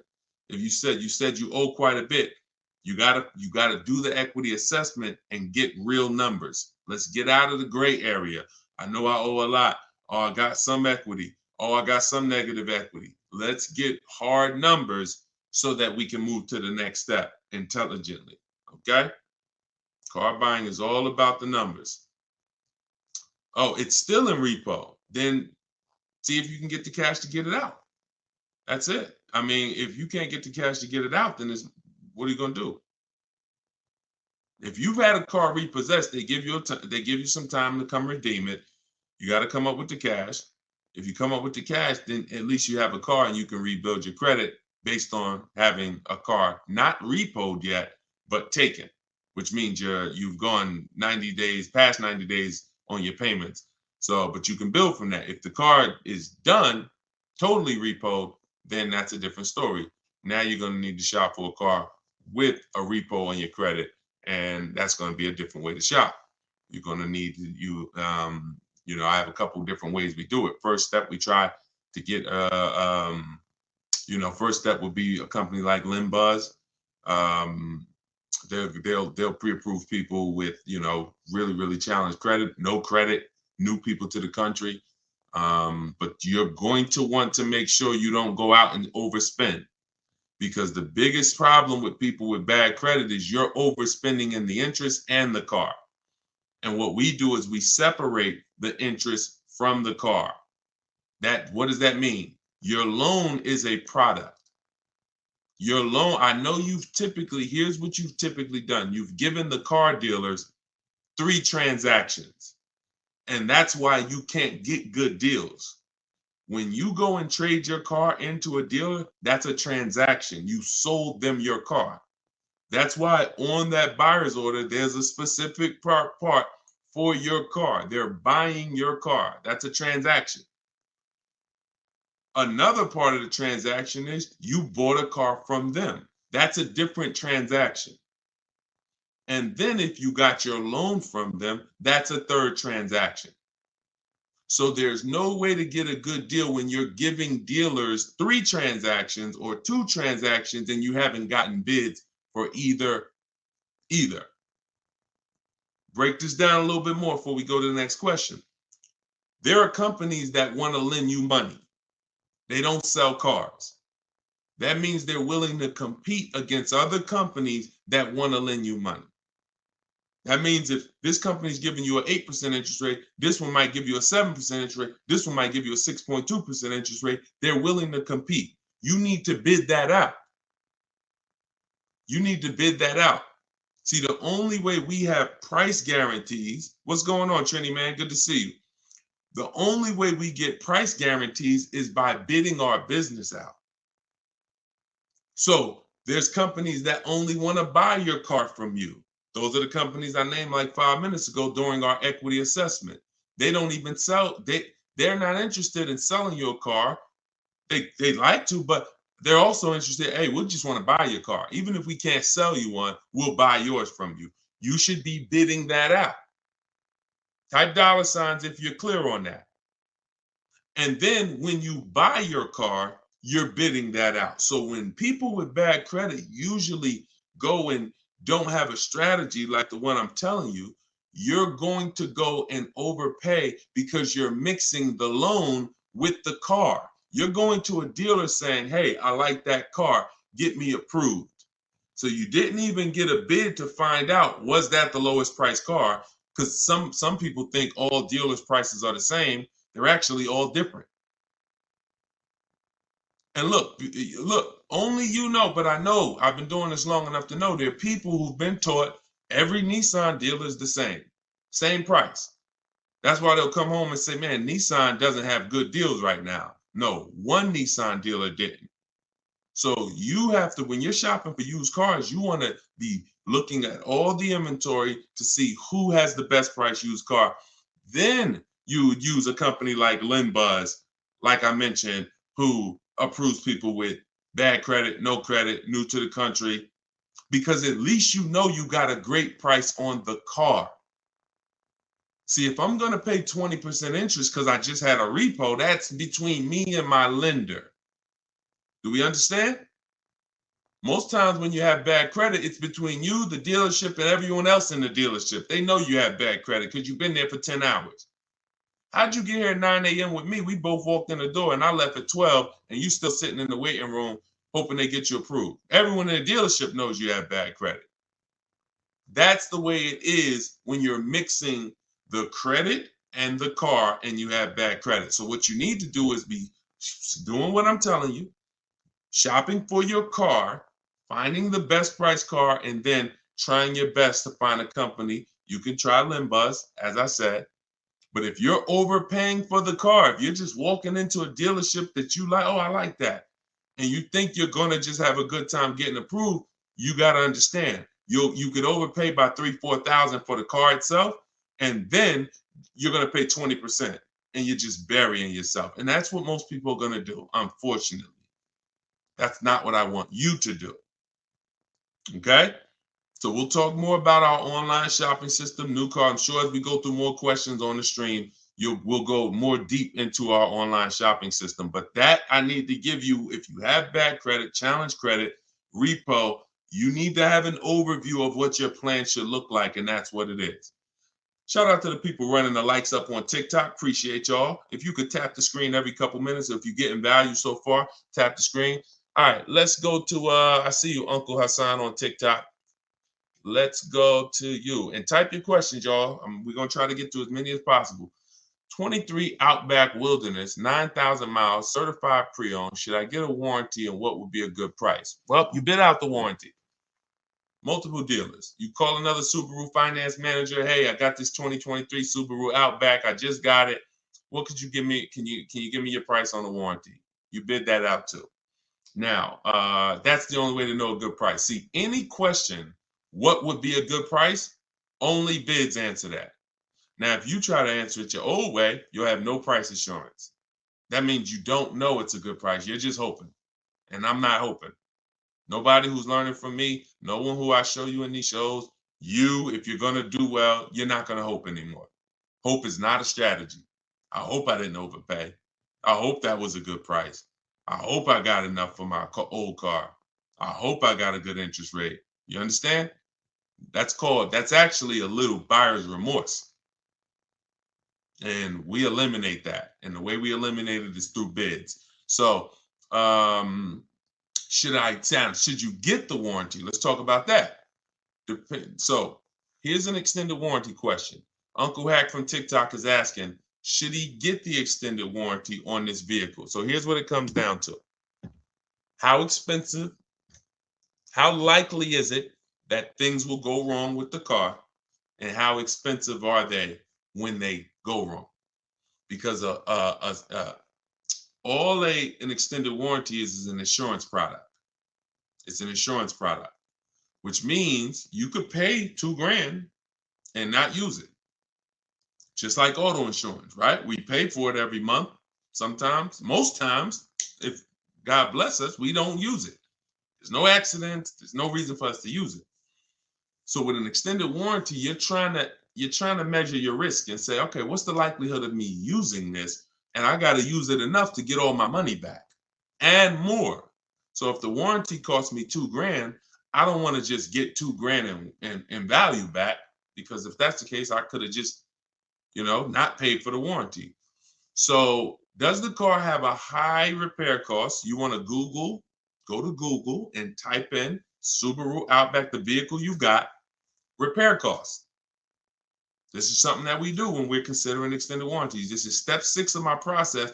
Sounds like you already got your car. You've already locked up your deal. So this will fall under the paperwork and protection phase. My book is 7 steps. Step 6 is paperwork and protection right before delivery. These are the things we're trying to see. Do they make sense for us to get based on our situation? So with the car, if you see that Subaru you're getting has a high likelihood of repairs and a high expensive repair cost, then you may want to go ahead and get the extended warranty. Now, if you see that the repair cost on that is low, and you could just, again, type in repair. And also, I hope you try to type in longevity.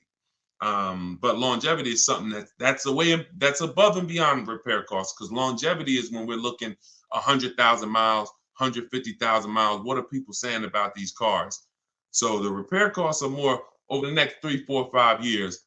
What is it going to look like? So if you see that this vehicle has higher than normal repair costs, then you may want to go ahead and get the warranty. But if not, then you may want to just keep that $2,000 or whatever you would spend. So, that's all of it. A Mercedes, when people were buying Mercedes from me, I told them buy as much warranty as you could afford, because I knew it's good money. If you spend $4,000 on a Mercedes warranty and it covers you for 3, 4 years, good money spent. Because when something breaks on a Mercedes, on a Range Rover, on a BMW, on a Cadillac, sometimes it's thousands to fix. So one repair on that vehicle could cover the cost of the warranty. But there are other vehicles on the other side of the spectrum, Honda, Toyota, Lexus. There are plenty of vehicles on the other side. Mazda does well. So you want to see where your vehicle is, where your specific vehicle is, and that's how we're assessing our risk. Everything we're doing with an extended warranty is a risk. It's a risk assessment.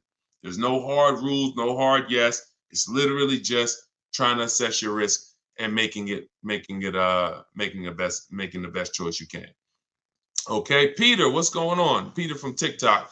2022 Pacifica, 51,000 miles. Didn't get the extended warranty. Should I try to move the car, keep it long?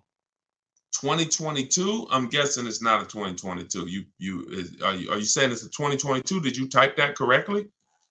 I didn't even know Chrysler was still making the Pacificas. Listen, there's a hard rule, y'all. Look, who knows what this is? One word if you've seen this before. One word if you've seen this before, you got a free copy of my book. Who knows what it is when I do this? Let me see who's the first person that's going to say. Hold on. Because I know most of you are first timers. If you're a first timer here, type the number 1. But if you know what this is when I pull this out, one word. Come on, all right, I'm not going to butcher your name. But yes, you got it. Elutrio. Depreciation. So I want you to send me an email. If you're on my email list, I think you are, because you got the notification of the broadcast. Send me an email, and we'll need your email. We'll send you a free copy of my digital book, Cars from Home: 7 Steps to Saving Time, Money, and Avoiding Dealerships. Because you're on point. This is depreciation. Whenever we think about replacing a car, this is how we have to think about it. Am I replacing a car when it's losing or lost its most value? This is what people usually do. You buy a car for $30,000. You bring it back the next day, it's worth $24,000, $26,000.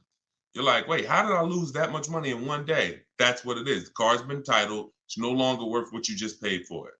So, and the more you overpay, the more you lose, because it doesn't change. You could, if you overpay because you don't have any strategy and you end up paying 33, that car's still worth 26. That car's still worth 25, whatever it was going to be. But a year later, you buy a car for 30,000. What's it worth a year later? What's it worth? What if you buy a car right now for 30,000? What's that car worth 1 year later? Average miles. So we're answering Peter's question because he's asking, should he be replacing his car? And then every one of you who are not keeping your cars 8 years, you need to be thinking like this, because I'm about to show you that you're losing a lot of money by not leasing. Thousands of dollars. Okay. I don't think it's worth 10,000, Ken. You buy a car for 30,000, a year later it's probably worth 22 with average miles, 23 with average miles driven. That's the unseen expense. That's depreciation. Goes down like this. So you lose big percentages of your car's value every year in the form of equity. So whatever your car was worth today, a year from now, if you just recently bought it, you're going to lose a large percentage of the value. This is why when people say, and you might have said it, well, I don't lease because I like to drive as much as I want. I don't want to pay for the mile. Well, first of all, you can lease up to like 30,000 miles a year. Second of all, you pay for the miles whether you drive the car or not when you buy it. Well, let's go deep on this. If you park a car outside your house right now and you leave it there for 1 year, never drive it, you come back a year later, it's not worth what it was, right? Right? Right? Right or right? Okay, I want to make sure you're following this, because everyone who hasn't seen this lesson on depreciation, you need to burn this into your brain. It's very simple. It's a high school kid could understand what we're about to go over.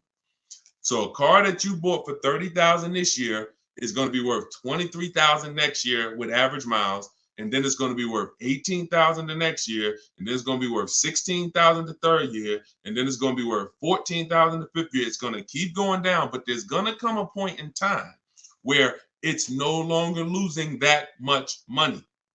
Who has a car outside right now? If you've had it for at least 8 years, tell me how many years you've had it outside right now. Type the number of years, not if you've had it for at least 8 years. Because I want to let Peter know that if he's not keeping his car for at least 8 years, he should be leasing. He should be shopping for great lease deals, not great purchase deals. And there's no way for you to get a great deal if you purchase when you should have leased. It's no way. And I'm going to show you that too. Okay, so tell me, let me know. Let me see. How many years have you had the car outside? So Al, I see you've had it for 14 years. Let me know. Who's had a car outside? Tell me the number of years. Greg, I see you, 5 years. Shakita, I said more than 10. Gigi Sweet Treats, I see you on Instagram, 9 years. Jose, 20 years. Okay, Jose on TikTok with the 20-year car outside. Helen, 10 years. Sprice on Instagram, 12 years. Okay, this is what you got to understand. All these people that you're hearing answer, if you are like not an 8-year, 10-year, 12-year, 20-year person, they're not like this with their depreciation anymore. They're like this. What does that mean? The same amount their car is worth today, a year from now, it's going to be worth about that. If their car is worth $7,000 today, it's going to be worth probably $6,500 a year from now, $6,600, $6,700. This is the only benefit of purchasing compared to shopping for great lease deals. So if what you're doing, you heard me 3 minutes ago talk about the money you're losing when you buy these cars in the short term, 10,000. You're losing 1,000, 5,000 this year, 3,000 this year, 20.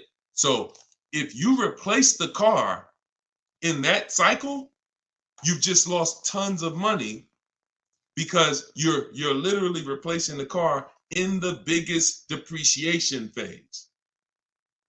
And I always say cash buyers never do this The only people that do this, unfortunately, are people with a monthly payment.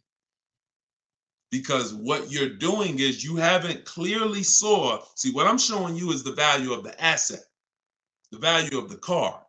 The value of the car isn't your loan. The amount you pay for it isn't your loan. That isn't the value of the asset. The asset is what's losing value every year. That's why some of you, you high mileage drivers, if you're a high mileage driver, type HM. If you're a high mileage driver, type HM. You'll see that the asset loses your loan. You get a regular loan, but here's what you're doing. Because you're driving so much, you're destroying the car, the asset's value. Instead of you losing three grand like the average driver, you put 20,000 miles on your car, you lose 6 grand.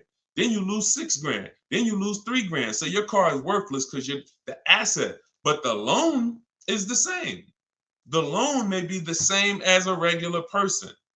So you have to distinguish this. This is what you should be thinking about. And in the 2 year, anytime you get into the mood of replacing a car in 2 years or 3 years or 4 years or 5 years or 6, this is what you should be thinking about.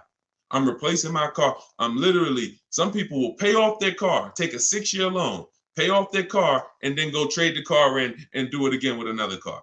Soon as they pay off the car, just go get another 6-year loan, pay it off, replace it. Just vicious cycle of money being thrown away. So you saw the first way to avoid that depreciation cycle. I just laid out with long-term ownership.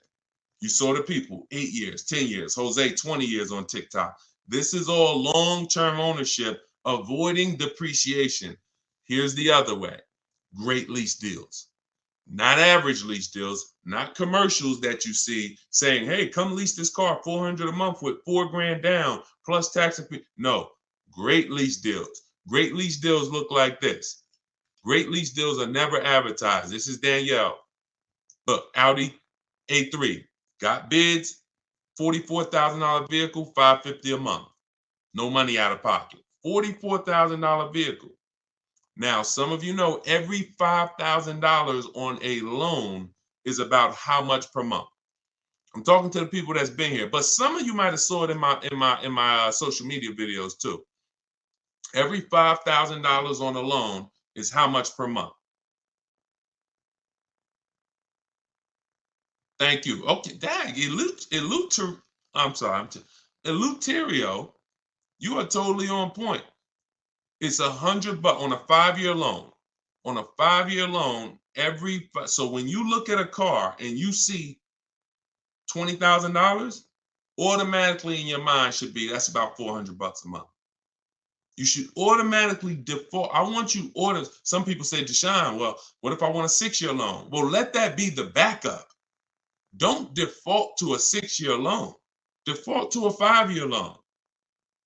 Because if you get a 5-year loan, you spend less money than if you get a 6-year loan. So default to a 5-year loan. When you look at a $20,000 car, say to yourself, it's about $400 a month. You look at a $40,000 car, it's about $800 a month. Because I remember every $5,000 is about, we all assuming money down. Well, I mean, no money down. We all assuming no money down. Every $5,000 you borrow on the loan is about $100 a month, depending on the interest rate.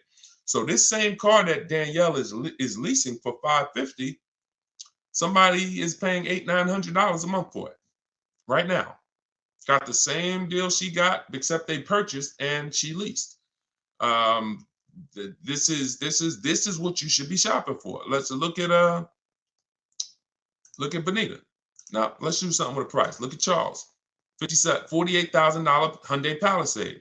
He leased it, got his bids. Because I know some of you look and saying, yo, how do you get these deals? These don't look like the commercials. No, we use a different system, a bidding system. That's how we get these deals. When you have 5 dealers competing to get you offered, this is the deals you're going to start getting too. When you go into one dealer and go back and forth, 80% of dealers are overpriced. So you're not going to see these numbers. You got to sit at home and bid and let these dealers come to you. But look, he's paying $597, $48,000 Hyundai Palisade. That same vehicle, no money down, It's rounded up to 50,000. That's almost $1,000 a month for 5 years. Even if somebody took a 6-year loan on it, there's people right now probably watching this. You got a Palisade, no money down. You're paying $900 a month. So this is, look, he's paying $597. So when we start, and I'll share more as we go into more questions. When you look at what I just told y'all, I told y'all this is the danger zone right here. You want to be over here 8 years or more, or you want to be over here shopping for great lease deals. You don't want to be purchasing, owning cars, replacing cars in this period, 2 years, 3 years, 4 years, 5 years. You are losing the most through depreciation. And somebody who's leasing is just really keeping thousands of dollars more in their household, driving better cars than you, because they're not putting the kind of money into a car you're putting in. They're only paying their little monthly payment, driving brand new cars, and paying a small amount for their usage. The people over here that have kept their car 8, 9, 10 years, they're keeping thousands in their household because they paid off their cars. Now their car's no longer depreciating, and they can just do what they want with it, have it in their household, and they've won. You in the middle are the ones that's losing, and you got to get out the middle.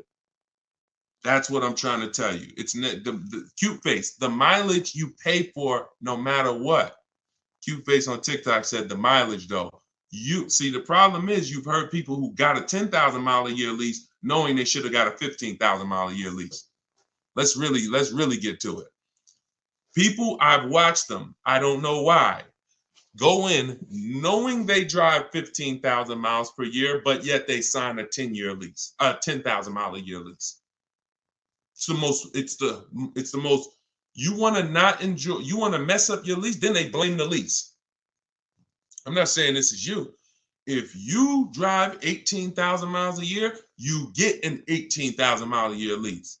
I had a guy come in, some of you know the story, when I was a manager at Hyundai for a couple weeks. Wasn't for me.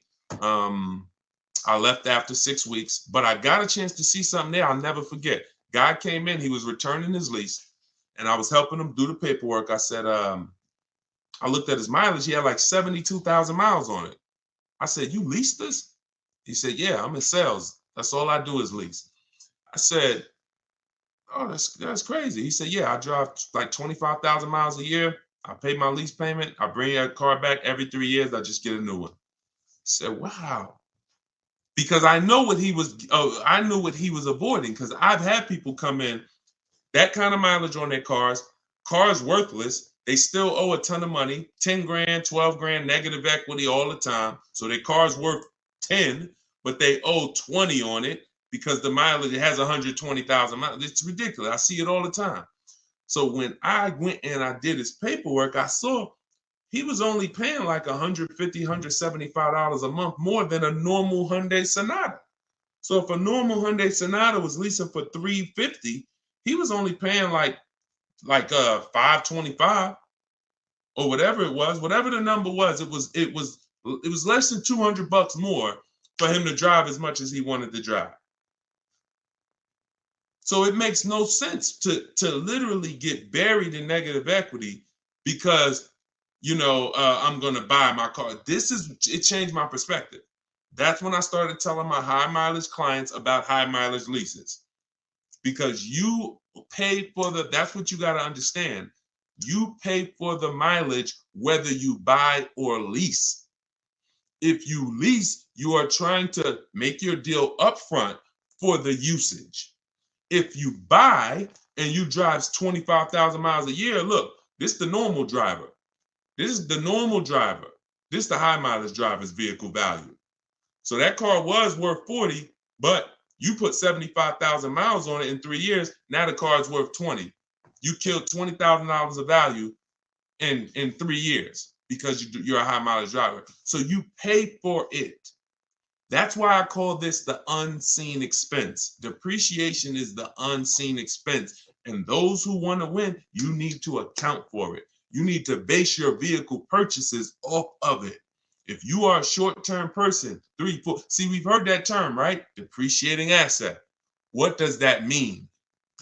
The last 10, 15 minutes, I've clearly told you this is what that means.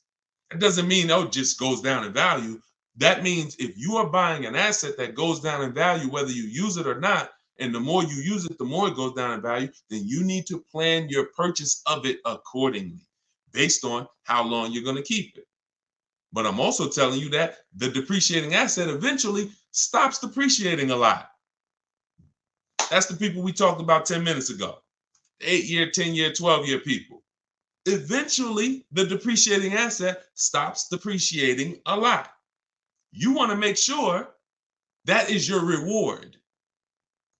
Come on. If you get value out of this, type dollar signs, because that's gems. If you understand that my only purpose in buying a depreciating asset is to get to a point where it's not depreciating that much anymore, and that is my reward for paying all that money. That's my reward. I paid all that money to own this car, but it's paid off now. Now, here we go. It's not depreciating that much no more. I can keep it. And hopefully, I'm going to keep this thing so one day it doesn't drive. That is the purpose of a purchase. There's no other benefit. Everything else, if you like Deshone, no way I'm keeping the car 8, 10, 12 years. You should be shopping for great lease deals. It's not even a question. Not even a question. All right. We had to go deep on that. So, Peter, let that be your guide. Everything I'm teaching you guys, this is in my book, Cars from Home, 7 Steps to Saving Time, Money, and Avoiding Dealerships. It's a digital book. I have a link in the comments for you guys. I have the banner up here so you guys can scan it. If you're watching us on TV, you can scan it and you can get your book for 75% off. It's normally $97, but part of our launch, our welcome offer, everybody, you can get yours for $24, but you only got 30 minutes. Once you visit that site, deshonesbook.com, that timer starts ticking, and once it gets down to 0, price goes back up to $97. So get your book, and yes, YHLDQ. All right, you got a lot of letters in your name on TikTok. Bravo, there you go. Plan properly, execute as such. There we go. There we go, Carla. See, you're getting it. Depreciation is the unseen expense. Yes. I love it. It's clicking. All right, let me go back to Instagram. Let's see if we got any questions on Instagram. Hold on. Type your questions on Instagram. Let me pull another one in from, hold on. Let me pull another one in here. Hold on. Claudia. I bought your book. When calculating offers on your calculator, do you put the initial MSRP or the MSRP with the added fees and the cost? Always the MSRP. Always the real MSRP. I don't care if a dealer has added costs.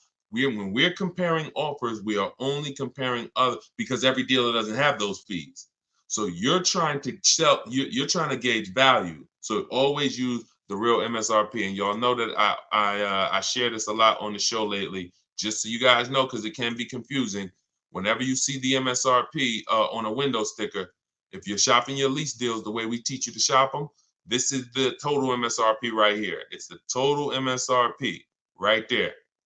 If they have a little addendum over here with some added numbers to it, that's not what we're using to calculate. When we divide our monthly payments into the MSRP, and that's how we get the 1% lease deals, or the because everything we use to calculate great lease deals is based off of the 1% lease deal rule, which has been around probably longer than all of us. The 1% lease deal rule said if your lease payment was 1% of the MSRP with no money down, 12,000 miles per year, you got a steal. So everything we do from that is gauging, 1% and under is a steal. Between 1% and 1.5% is a deal. And above 1.5%, we don't take those. It's too high. You're paying too much money for a car you're giving back. But we don't go in. We don't go in saying, hey, get me under 1.5%. We get bids, because all these people that you see, Danielle got a 1.2% lease. Bonita, Charles on his Palisade. My God, some of you saw Kimberly's deal. She got under 1% on her new Maserati, 1.09%. Frina got her Jeep. Look, 0.88%, staying $579 a month, $65,000 MSRP on her Jeep. If they would have went in targeting, hey, yeah, get me here, then they would have lost. If they would have said, man, get me to 1.2%, they would have lost. You get bids, you get 5 offers, because 4 are going to be overpriced in most cases. 80% of dealers are overpriced. That's the data we've seen. And then you let the bottom of the market reveal itself to you. Okay? We don't know what we're going to say. We don't know how much money we're going to save off a car. We don't know until we get those bids, and then the bottom reveals itself. So we're never fishing for the bottom. We're getting bids and revealing the bottom. Okay, Rev Michael Dancy, what's up? I'm waiting for the 2025 miles to come in so I can capitalize on the 2024. That's cool if they're still around, for certain. Yeah, but make sure that you compare, because you want to have enough 2024s to get bids. You want to have, a lot of times, if there's a lot of leftovers, then you could do well. If there's not too many leftovers, sometimes the only ones that are left over are the ones with all the equipment. Like whenever we had the leftovers, the ones that were the most popular, they sold quick. But the ones that were left over, they sold, all the ones that had a bunch of equipment packages that weren't really popular, those were the ones that were left over. But it's different now. Inventory is back. A lot of dealers have tons of inventory now. So that could be a good strategy. But I like the idea of being in the market 3 months before you need a car. And then, being positioned so when a dealership needs a car, a sell desperately, you're the one they call. Because most people, Michael, they're going into dealerships and they need a car today, this week, maybe this month, latest. That's most people. So they're not going to be able to be positioned, unfortunately. That's why I don't want you emergency shopping anymore. I'm talking to everyone. When you're using a bidding system, you're reaching out, you're contacting multiple dealers. I have a system in my book, I call it the 25 to 5. This is for new cars and leases, 25 to 5. So we're creating contact with 25 dealers on their website, telling them what we want. We do this in 20 minutes, literally 20 minutes, because I also have, things you copy and paste in there to make it quicker. But once you do this, now what you're doing is you're seeing who has a car, and then you're sending a template to request a quote, and then we say out of 25 dealers, we're going to get 5 quotes, at least 5 to 7. If we don't like those quotes, we've already told them in our initial email when our deadline is. This is important. This isn't information we hold back. We say, hey, I could buy a car today. Whenever we reach out, we always say, this is built into my template. This is something you want to say. When you reach out today, I can buy a car today. That lets them know you're a serious buyer. But I don't need a car until this day. We call that our no later than day. Why that's important? Because a dealer's mind is about today. So when we say I can buy a car, I can make a deal today, it gets them excited. Oh, I got a serious buyer on my hands. But when we say, hey, but I don't need a car until end of the summer. I don't need a car until winter. I don't need a car until such and such. Now that's a takeaway. That's a psychological takeaway. So it makes them want the business more, but they know, okay, I got all these people in my showroom now. Let me handle them. But this guy, Charles, this guy, Michael, this woman, Medina, I know she's a real buyer. So I'm going to search and see what I got coming. Maybe I got a car coming in 6 weeks. Hey, Medina, I got this car coming in 6 weeks. It'll be here by the end of next month. Are you open to that if I were? Absolutely. So you have more inventory to shop from than a person today. So if you have a car and you need a car this week, understandable. I have the best bidding system in the world. My book will walk you through it step by step to get below market deals quickly. I don't really trust you to go out and get a great below market deal using no strategy if you have to get a car in a matter of days. But if you have time, time is a luxury. Time is an asset. Time is something you should be shopping 3 months before you need a car, because deals change every month. Every month programs change. Used cars, pricing trends change. You can see the prices go down. You can see them go up. There's advantages to having time. You could also, when we shop for used cars, our best deals aren't when we go to the marketplaces, Auto Trader, Car Gurus, all of these marketplaces we shop on. They're not there. We look at the market and we create accounts. Why? Because once we put in what we're searching for, we get alerts of new inventory. Watch this. If I want, I can't teach you. You can't get a below market deal. Dad, y'all running the lights up on TikTok. Shout out to the people tapping the screen. See y'all. Appreciate y'all. You can't get the first step to getting a below market deal is you got to know what the market is. Because most people are paying market value or above. That's a $3,000 to $5,000 price increase. $3,000 to $5,000 from average market value to above market value. That's what most people are paying with no strategy. Because if everyone was getting below market deals, they wouldn't be below market deals. They'd be average deals. So now the people with strategy that I'm teaching you, the stuff that you're learning, you need to see those above market offers so that you know you're paying below market. Okay? So with a used car, I need to see the low side of the used car market on all these marketplaces. I need to have alerts on so that every single car that pops up, soon as it hits the marketplace, I get a notification of it. Because no one else is going to know the market on this car like you will. Once I walk you through this, once you follow these simple steps and not just winging it, you look at the market. We always sort from lowest to highest price. This is what I did with my Infinity truck I bought a little while ago. And I saw what the lowest prices was, and then I turned on the alerts. So I turned on the alerts, but I saw when I got mine, I didn't need to wait for the alerts because I saw a deal so good, I just jumped on it because I saw it literally in 48 hours. I narrowed it down to my top 4, and it was one deal that was so good. So, but it's a multi-step process. But so here's what, so the point is, new cars and leases, we see below market. The only way to get below market prices is to have 4 or 5 or 6 higher offers.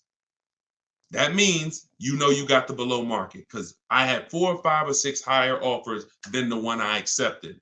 On a used car, I need to see other used cars that are priced $2,000, $3,000, $4,000, $5,000, $6,000 more than the one I ended up getting. Because that's the way it is all the time. And as long as you hold to these rules, you'll understand this is my target. Okay? You only do this once. Once you learn this process, y'all, it's rinse and repeat too. It's harder the first time because this is not my first time. I didn't even know I needed a strategy to shop for a car. But now you see, if I want to save thousands of dollars, get below market deals, I need a strategy. But once you do it, this thing, that's why I can do it in my sleep because I've done this 10, 15 times for myself. I've done it for other people, and I've taught a lot of people to do it.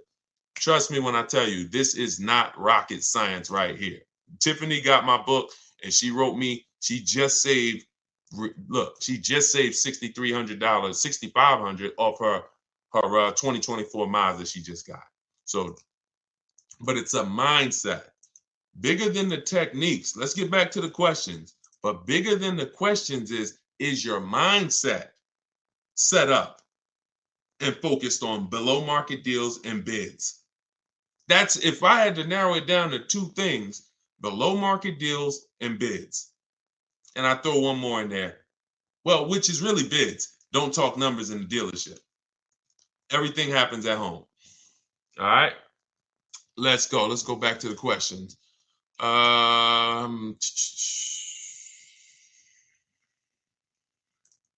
All right. Queens Medina says, so it's not a whole lot of Mazda dealerships in the area for competition. Go wider. Go wider. Go on the website, put your zip code in, go wider. Look, you don't think the dealers know that in your area? So if a dealer knows it's only 6 Mazda dealers within a 30-mile radius, you don't think they know that? Not going to get aggressive. They don't expect someone to drive 100 miles to go get their Mazda. Shonda was getting a Volvo a year ago. I remember this young lady. She was in my, and anyone who wants to know more about my actual video program, my coaching program, you can go to my bio after. Sometime you can attend my free masterclass, Everything You're Doing Wrong, Buying, Selling, and Leasing Cars.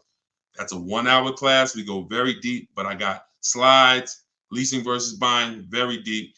And, but she's in my program. So, but the steps are the same. See, my program, 7 steps. My book, 7 steps. Same thing. Just get in where you fit in. So she said she's in Northern California. She said, Deshone, I'm said I'm shopping for this Volvo. No dealer in Northern California came close to this dealer in Southern California. They're saving me like $3,000 above my best deal I got so far.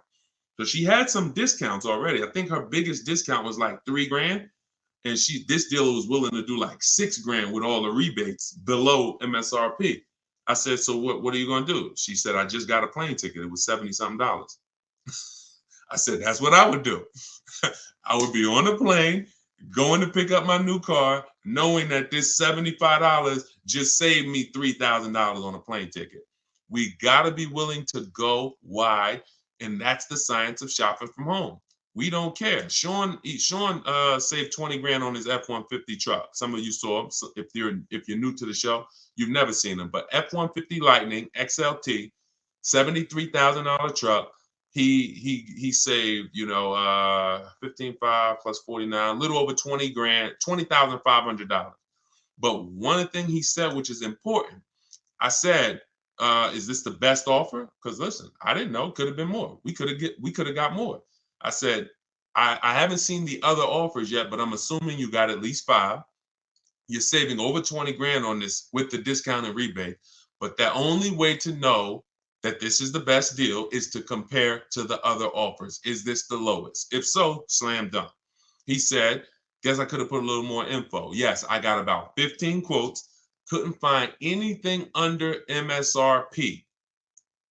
Follow me. He said, I expanded my search to 150 miles outside my area to find this deal. I'm going to another state to pick this up, which is something I never would have thought of before. You think he cares about shopping cross state lines anymore? You think you get what I'm saying? So it's a program way to shop that makes the dealers money. And in order for you to save all the money, you now have to step out of that program and let everybody else run that old way. Let everybody else go in and go back and forth with one dealer and think they won. Let everybody else do that. You are going to break away from that, and you're going to sit at your house, and you're going to use a computer or phone, and you're going to have these dealers bidding, and you're going to see the most money you've ever saved in your life, and you're going to have price assurance, guarantees. I always say, if I ask you when you get your car, hey, bet me $500 I can't get a better price than you just got right now.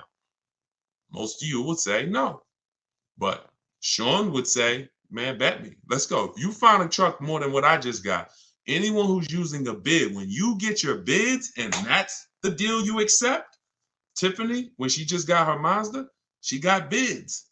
If I was to bet her, she said, yeah, I'll take that bet. Because I know I saw a lot of offers. I know I did 25 dealers. I know you ain't going to find something better than what I got. And that's what I like. That's what I want for you. Okay? So forget about your area, Queen Medina. Just bought your book. Awesome. True Southern Girl on YouTube. Enjoy it. Use it. And everybody do like what Tiffany did. Get your deals. Write me, email me so that we can bring them onto the show. Okay? I don't know why my live just ended on TikTok. Hold on. Why did my live just end out of nowhere on TikTok? Hold on. Let's get TikTok back. Technology sometimes. All right. That's coming back. So, all right, let's go to Instagram for a question. Let's see. Are y'all typing questions on Instagram? I see a lot of people, but I don't see a lot of questions. No. All right, let's go back to YouTube. Instagram, type your questions. I don't see your questions here. So I'm looking at Elite Travels. I'm looking at, why is it saying my internet connection? Okay. All right, we're gonna let TikTok do what it's doing right now.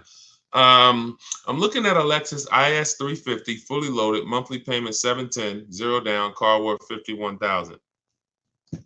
You don't know if you can't tell me that dealer you are buying from beat at least 5 other dealers. Hold on.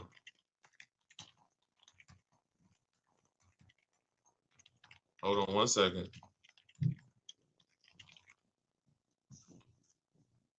Okay, let's get back here. Okay, so you have a price on this car. Now, the only way I'm going to tell you, just like I said to Sean,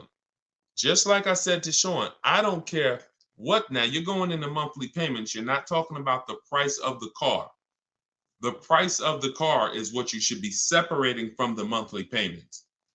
Until you know that you have the car, the best dealer, one, beat all their other competition and has agreed to sell you. I don't know what happened, TikTok. So come on back in. We got blocked out for a second.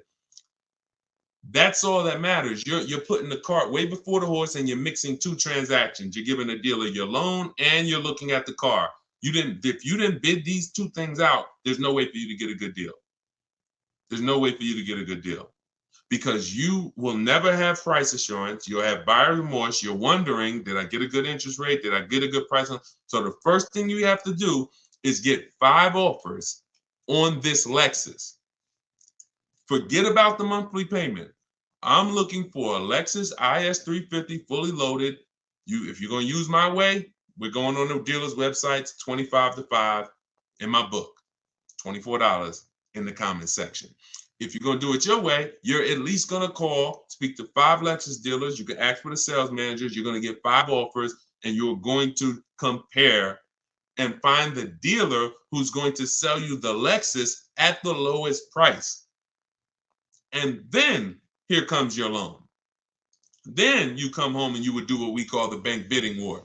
So we have a process we do where we let an almost unlimited number of people run our credit so that we can bid out our loan. I said earlier in the show, there's people who they don't sell cars, they just want to lend you money. There's a lot of money in loans. $50,000 car, 1 point on the interest rate is probably $1,500. 1 point. Might be even more than that, quite honestly. 1 point. So that means if you end up with a 7.29 interest rate, but you could have got a 6.29 interest rate, that's probably $1,500 at least. God forbid, 2 points. 2 points. So we take the shopping of our loan just as serious as we take the shopping of our car, but we separate them. And so when you come home, after you seal your deal with the best dealer, you reserve the car, say, hey, great, we already got my business. You got the business. I'm now going to get my loan. I'll call you tomorrow. Then we come and we start the bank bidding war. Well, we started before this, but this is round 2 of it. We come home and we call our bank, we call our credit union, we go online, let all the online lenders access our credit. Who's going to give me the best loan for this Lexus that I'm about to pick up tomorrow or the next day? Now, out of all of those people competing, we take the best loan and then we call the dealer and say, hey, this is the best loan I got. If you guys can beat it, I'll give the business to you.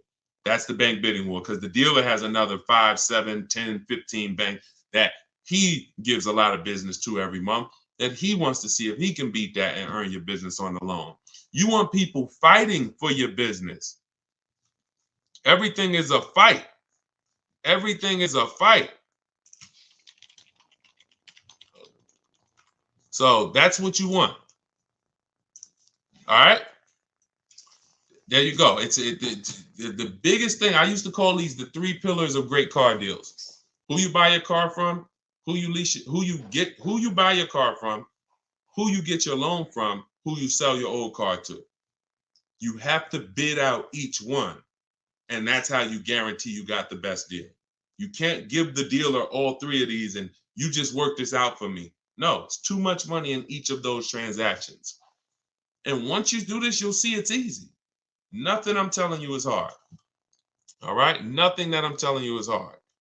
All right? Vince, I see you. Wait, did we get any questions on Instagram yet? Okay, hold on. Let me see. Because I said I'd go to Instagram next, and then I got you. Looking to purchase a mobile grooming van. Can these steps be used for that? Certainly. Only thing I would tell you with a business is make sure that your loan, well, you're not a high mileage driver, so absolutely. Anything where you're purchasing a vehicle, new, used, leased, I'm the best resource in the world. I will put my strategies up against it. And not only that, I put anyone who learned from me. I put I put Benita up against anybody. I put Charles up against anybody. I put Kimberly against anybody. I put Eddie against anybody. I put Danielle against anybody. I put Frina against anybody. I put Pierre against anybody. I'll put any. So I don't, yeah, of course. You're like, yeah, Deshone, of course, you could find a better deal than me. I put anyone who's using my stuff. Tiffany just got my book and just used it and got her Mazda. I put her up against anybody. Because once you learn to get bids, it's a science. Once you learn, you're going to get better deals than anyone who's not getting bids. Always. Because you're going to talk to the same dealers they're talking to, and you're going to talk to a lot more other dealers than them faster than them. So the name of the game is bids. So for all of you who just jumped on, everything I'm teaching is out of my new book, Cars from Home. 7 Steps to Saving Time, Money, and Avoiding Dealers. You can get your copy for 75% off. It's normally $97, but you can get it for $24 for 30 minutes. When you go and visit my website, deshonsbook.com, and once that timer hits 0, though, it goes back up to $97. So you can get it in the comment section on YouTube or Facebook, or in my Instagram or TikTok bios. I have a website there. You click the website and then click the button for the book. All right? $97 is still a great price. I just couldn't price my book the same as everyone else's. I mean, I can't price my book the same as daggone novels. Shout out to the people who write novels, but I knew this is going to be a financially life-changing book for the people who use it. I just said, okay, but we do a special. So it's normally $97, but we do a special. What websites do you use to get bids? Great question, Drive Greens, Ride Harley, Instagram. New cars, we're going straight to the dealer's website. We're connecting with 25 dealers in 25 minutes, copy and paste, sending all of what we want. Then we're getting the bids from the dealers' websites. All our communications is done through email, and we always set up a separate email. We never mix personal email, business email with cars, because we're talking to too many dealers at once, keeping our conversations organized. We cannot do it mixing personal and emails. We also get a Google Voice, so that we don't have to take phone calls, because there's no talking in our system to car salesmen. There's no talking. So there's no reason for us to be on the phone with a car salesman, talking numbers. We don't do it. So those of you who like Deshone, I like that. I don't like to talk. I don't want to talk to car salesmen. You're going to love this. All right. So if you're watching us on TV, you can scan that QR code to get your book as well. On a used car, though, we are on the marketplaces. See, my used car strategy is called the multiple marketplace strategy. It's different than our new car strategy. The multiple marketplace strategy is for is when you're going everywhere used cars are. You're going to cars.com, Carfax, Auto Trader, Car Gurus, Driveway, Carvana, CarMax, eBay Motors. And then we're narrowing down from there. I spoke a little bit about that earlier in the stream. So it's 2 totally different systems, 2 totally different shopping strategies. All right. And let's pull that in. Hi, is Limbuzz to credit acceptance? No, Limbuzz is not credit acceptance. I don't believe they are. I think Limbuzz is a startup. They recently started that company a couple of years ago. Vince, I have a 2013 Volkswagen Jetta. Oh, it's 6,000 negative equity, low credit score. Can I sell it and get a new truck? First thing you want to do is the equity assessment, because I don't know where you're coming up with that 6,000 negative equity number. There's only 3 ways to get out of negative. There's only 3 things you can do for all of you who have negative equity. 3 things. And most of you should be transitioning to a lease, because the cause of your negative equity is not leasing, but trading in cars. Look. When you trade in your cars or replace your cars in this cycle while you still have a loan, that's the formula for negative equity. Because you lost so much value, but your loan didn't get, your loan's still moving like this, creeping. But your car's value drops like a rock.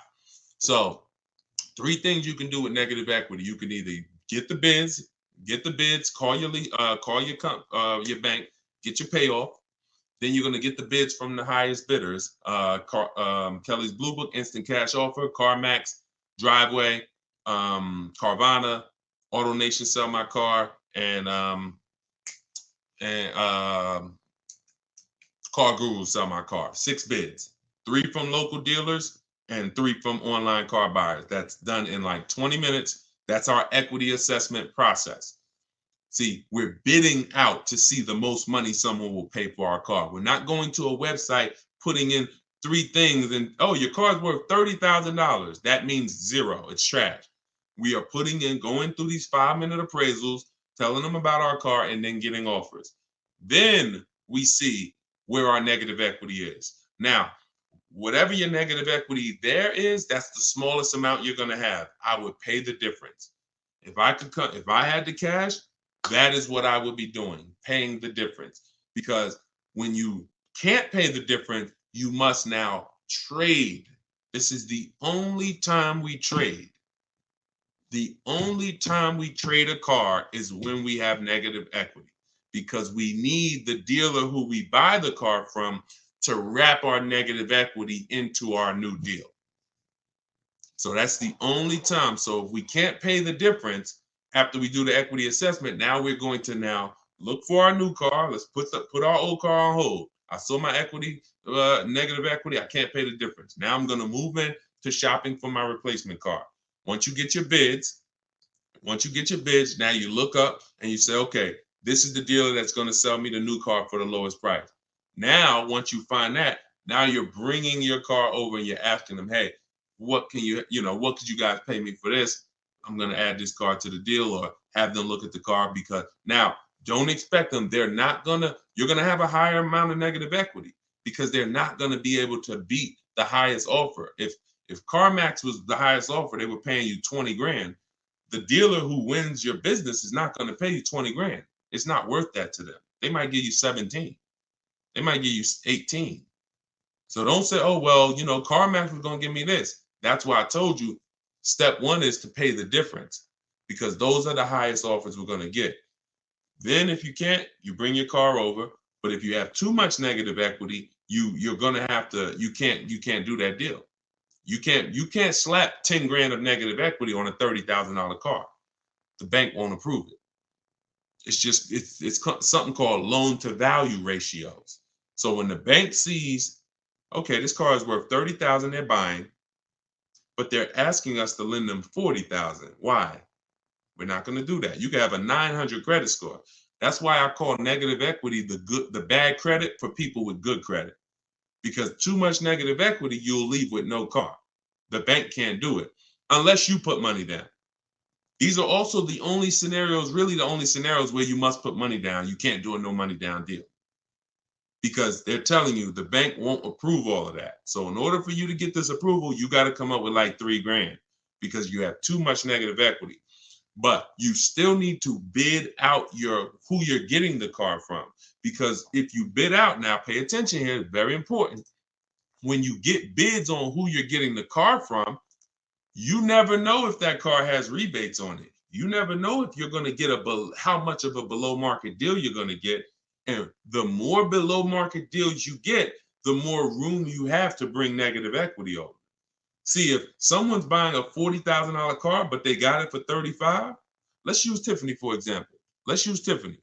This is a perfect example, and I've never done this before, but I'm glad. So Tiffany bought a $44,000 vehicle. She got it for $65,000. She got $6,500 off. So now the bank will lend, usually with good credit, 20% above that MSRP. So if her car was $44,000, the bank will lend an additional 9 grand above that number, above the 44. So she got such a good deal. She got the vehicle for $38,000. Let's just say, for an example, she had 8 grand of negative equity she wanted to bring over, and she wanted to do no money down. She'd still be under the loan to value ratios because she got such a deep discount. See, the loan to value ratios doesn't change. If she got a $10,000 discount, that gives her more room if she had a bunch of negative equity. So if you don't know how to shop and get bids for the new car to save all the money, you're really eliminating any possibility you have to bring over a good amount of negative equity, because you are just not getting enough off the car to make it make sense.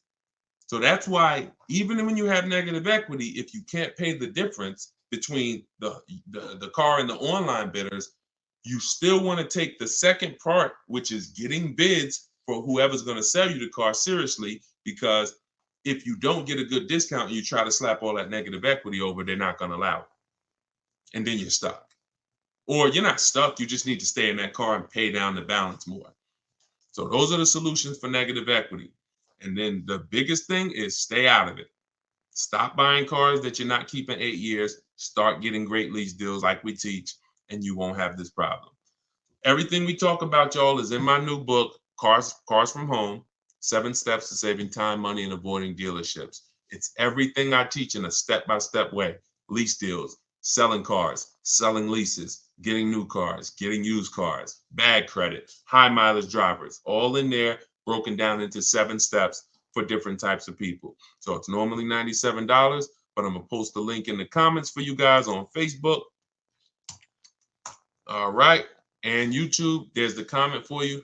And if you're on Instagram or if you're on TikTok, it's in my bio. You click that link. As long as that timer didn't hit 0 yet, you got your 75% off. You can get yours for $24. And this is what we do all day long. Insider strategies, get through as many as we can. We've been on for about 1 hour and 15 minutes, so we'll wrap for today. When you see the rebroadcast, make sure you tell your friends about it. We rebroadcast these shows all day long, so even if they couldn't join us live, they can get value from the rebroadcast, all right? I'll see y'all in the next stream. Shout out to y'all. Have a great evening. God bless you.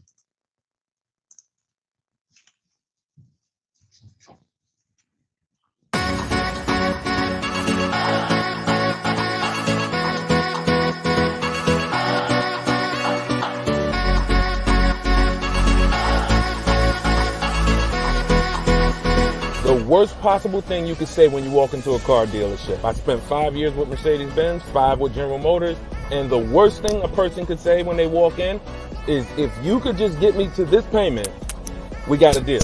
So your loan's probably still like 19, which means you got to pay to get out. You're upside down. It's called negative equity.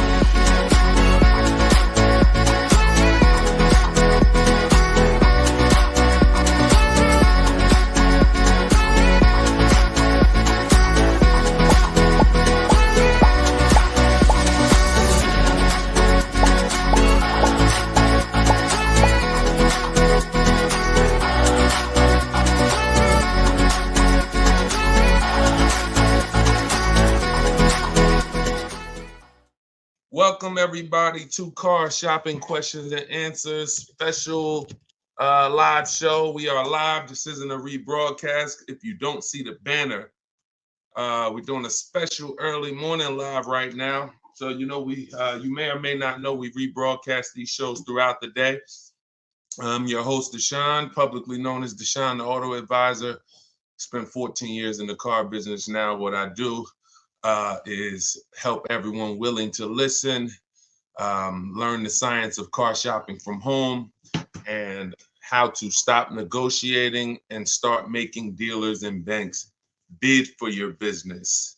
And that is how we save more money in less time than you will save spending hours and days at dealerships like you are most likely used to. So you guys can start typing your questions in. I do have my man Dolan moderating in the background. He'll bring the questions into the show. I always like to do a little housekeeping. I'm the author of the new digital book, Cars from Home, 7 Steps to Saving Time, Money, and Avoiding Dealerships. We are currently rated at 4.94 stars. Actually, right now, I got to do another screenshot. We got 35 ratings and 28 reviews. So thank you to everyone who's reviewed the book on Goodreads. And you can get your copy for 75% off during the show in my TikTok bio or my Instagram bio for 30 minutes. Okay, it's normally $97. We also have a comment in the Facebook and YouTube section, in the comment section. And we're going to put a banner up. Dolan, can you throw that banner up for those who may be watching us on TV so they can scan it? You can just scan that QR code with your mobile phone. I've also done a free masterclass called Everything You're Doing Wrong, Buying, Selling, and Leasing Cars. It's a 1-hour masterclass where I go deep on 23 mistakes that most of you are making because the car business has programmed you to make them. And how you can stop doing that, you can also attend that masterclass for free in my bio, but you will need a good hour to lock in. So with that being said, let's get it done. Let's get these questions coming in. Hey, what's up? What's up, Tuesday, child? Shout out to the people sharing on TikTok. Y'all already running the likes up on TikTok. Shout out to y'all. Shout out to everybody tapping the screen. And let me get Instagram up. I like to see Instagram up too. There we go. All right. I see you, Jake Neer. I just tore your name up. Forgive me. We're going to bring that question in. Dolan, we just got somebody on Instagram. So whenever you get yep. All right. I see we're good. Hold on. Let me turn that down. Butterfly Wings on Instagram. How do you negotiate a lease online? Great question. So you want to figure out what you want first. Go test drive it. I always say with a lease, you want 3 options. Because using what I'm about to tell you, you're going to get great prices. You'll get below market prices, but it doesn't mean the lease program's good. The only way the lease program's good is if all of the offers you get, if the best one comes at least below 1.5. Now, depending on what car you're looking at, the best offer you get might come at 1.3, might come at 1.1, might come under 1%, but you must get at least 5 offers because 80% of dealers are overpriced. So you're going to figure out what you want. Then you're going to go to the dealer's websites. I mean, if you're going to do it my way is using the dealer's websites because I don't like to use any third-party sites where they're selling our information. So we're going to go direct to the dealer's websites. Then we're going to tell them what we want online. And then we're going to have conversations by email. But you must set up a separate email. If you try to do this with your personal email or your work email, it's not going to work because you're going to have too many dealers emailing you. So you want a separate email. This is all in my book. I'm telling you what I call my 25-to-5 system. We reach out to 25 dealers online, and we're going to get 5 quotes from those 25. One of those quotes is going to beat everybody else. So it's a numbers game. So reaching out to dealers online, telling them what you want, and having the conversations. Now, if you're not going to get my book, which is $24 in the comment section or in my bio, as long as you get there with this 75% off, then you might do it manually. You might call and get these offers. You might call, ask for a manager. I don't talk to salespeople. So anything I'm ever teaching you to do is going to be to avoid salespeople. That's why we're avoiding dealerships altogether, but especially salespeople, because you don't know who you're going to get. You don't know if you're going to get, you just don't know who you're going to get. And 80% of salespeople should not be in the car business. So that's why we're never going to talk to salespeople to try to get our offers. We're either going to deal with managers or you're going to do it my way, which you're not even talking. You're using my scripts because I wrote the templates that you use. You fill in what you want, send it out to the dealers. Then when they come back, you got to expect this, y'all. You got to expect that dealers 80% are not going to make it easy. They're going to try to have a conversation with you, even by email, to get you on their terms, to get you on the phone, to get you to, hey, can I get your address? Hey, can we have a quick conversation? Hey, when can you come in? That's why I wrote scripts for everything you copy and paste to them. Like when they say, yo, can I get you on the phone? Hey, I'm gonna be handling all my purchase online, and then you ask a question because there's phases to what we're doing when we're communicating online. There's phases. First thing we're trying to do is see who has a car. There's no point in us talking to a dealer that doesn't even have a car we're interested in. That's why the first thing we're doing when we contact them is letting them know this is what I'm looking for. These are my options. I'll do a blue, gray, or silver one. These are the packages I'm looking for. That's the first thing. We're letting them know what we're looking for. We're letting them know our deadlines. So if you don't have a car, we're not even talking and moving to the next step. So the first conversation, the first set of scripts that I wrote is to verify who even has a car. Then once we verify who has a car, let's say we connect with 25 dealers online like we do, then you're going to come down and say, all right, and this is the only bad part I'm telling you about calling around. Because if you talk to managers, you don't know who has a car. So that's the first thing. Before you request a quote, get a price, you must verify, do these people even have a car that matches something that I would consider? So once you verify that, now it's time to request the offer. And our goal is to get at least 5 offers, 5 to 7, because 80% of dealers are going to be overpriced. And you need to reveal that to yourself. When you start seeing these offers, how am I looking at the same car? One person is $20,000, another person $23,000, another person $25,000. That's the way it works. You know, Tuesday Shout, this information is priceless. I appreciate you. That's what we do. And we only do it for the people who are locked in. A couple of you are locked in, and that's who you are, who I'm here for. So so that's what you want. You could either do it manually or you could do it my way using emails. It's up to you. But I didn't want you talking, because I know the more you talk, the more you're going to mess up the deal. No offense, I wouldn't talk. I'm a great negotiator. I wouldn't talk. The more I talk, the more I'm messing up the deal. The more I give up. We don't want to be in a verbal battle. Because again, we're not negotiating traditionally anymore. We're not doing what's called one-to-one negotiations, where you're sitting down with one person looking to get a deal. We're doing what's called one-to-many negotiations, which is how you save the most money, because when other people know you are shopping multiple offers, they're kind of negotiating against each other versus negotiating with just you.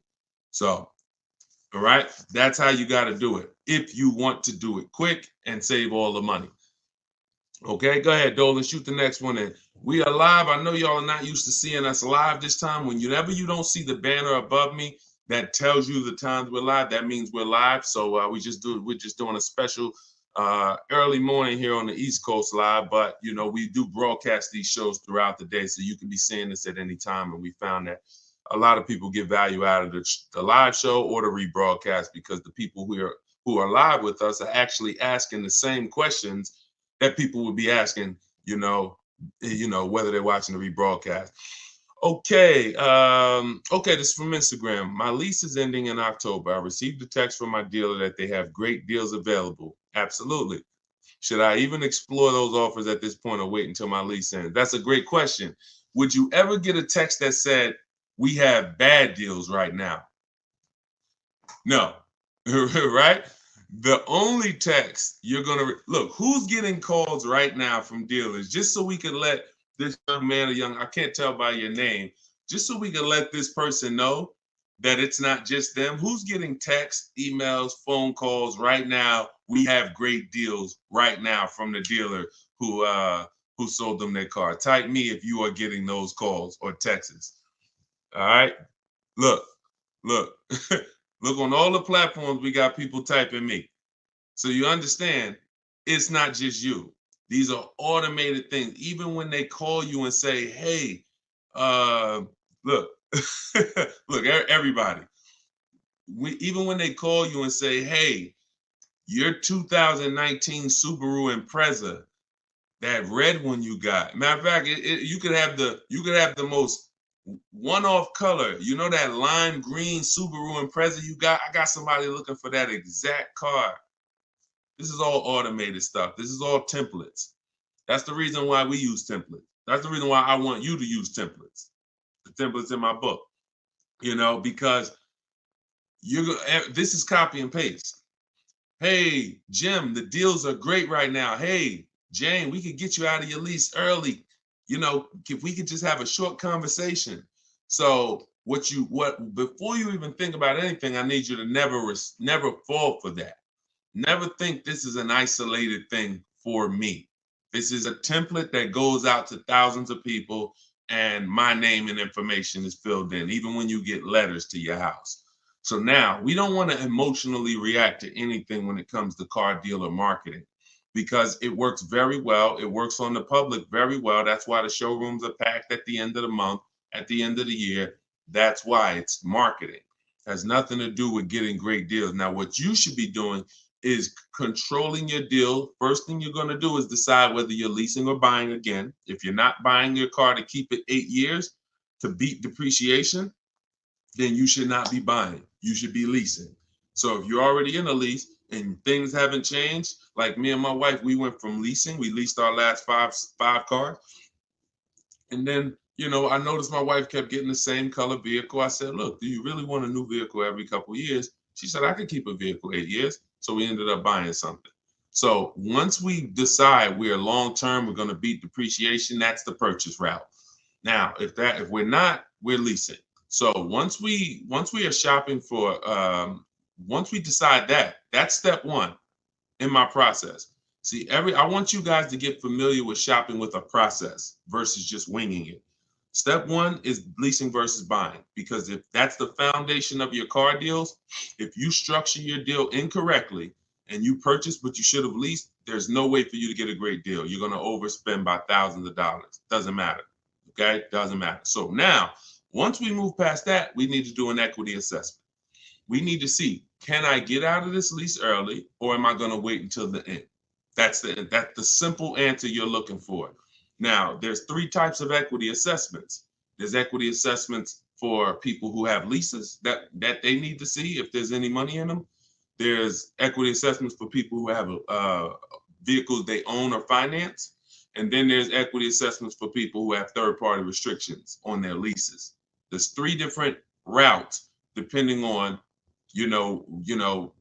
what situation you're in, but it doesn't change the fact you're getting bids for the vehicle you have. That is the name of the game, getting bids for the vehicle you have. So you're going to call your bank. In your case, I'm going to tell you how to do the lease equity assessment because you don't own this vehicle. So somebody else on here, if you want to ask a question about, okay, Deshone, well, I need to replace my car, but I own it or I'm financing it, then you can ask that question. But in your case, what you're going to do is call your leasing company, get your payoff, and then you're going to ask them, do I have a third-party restriction?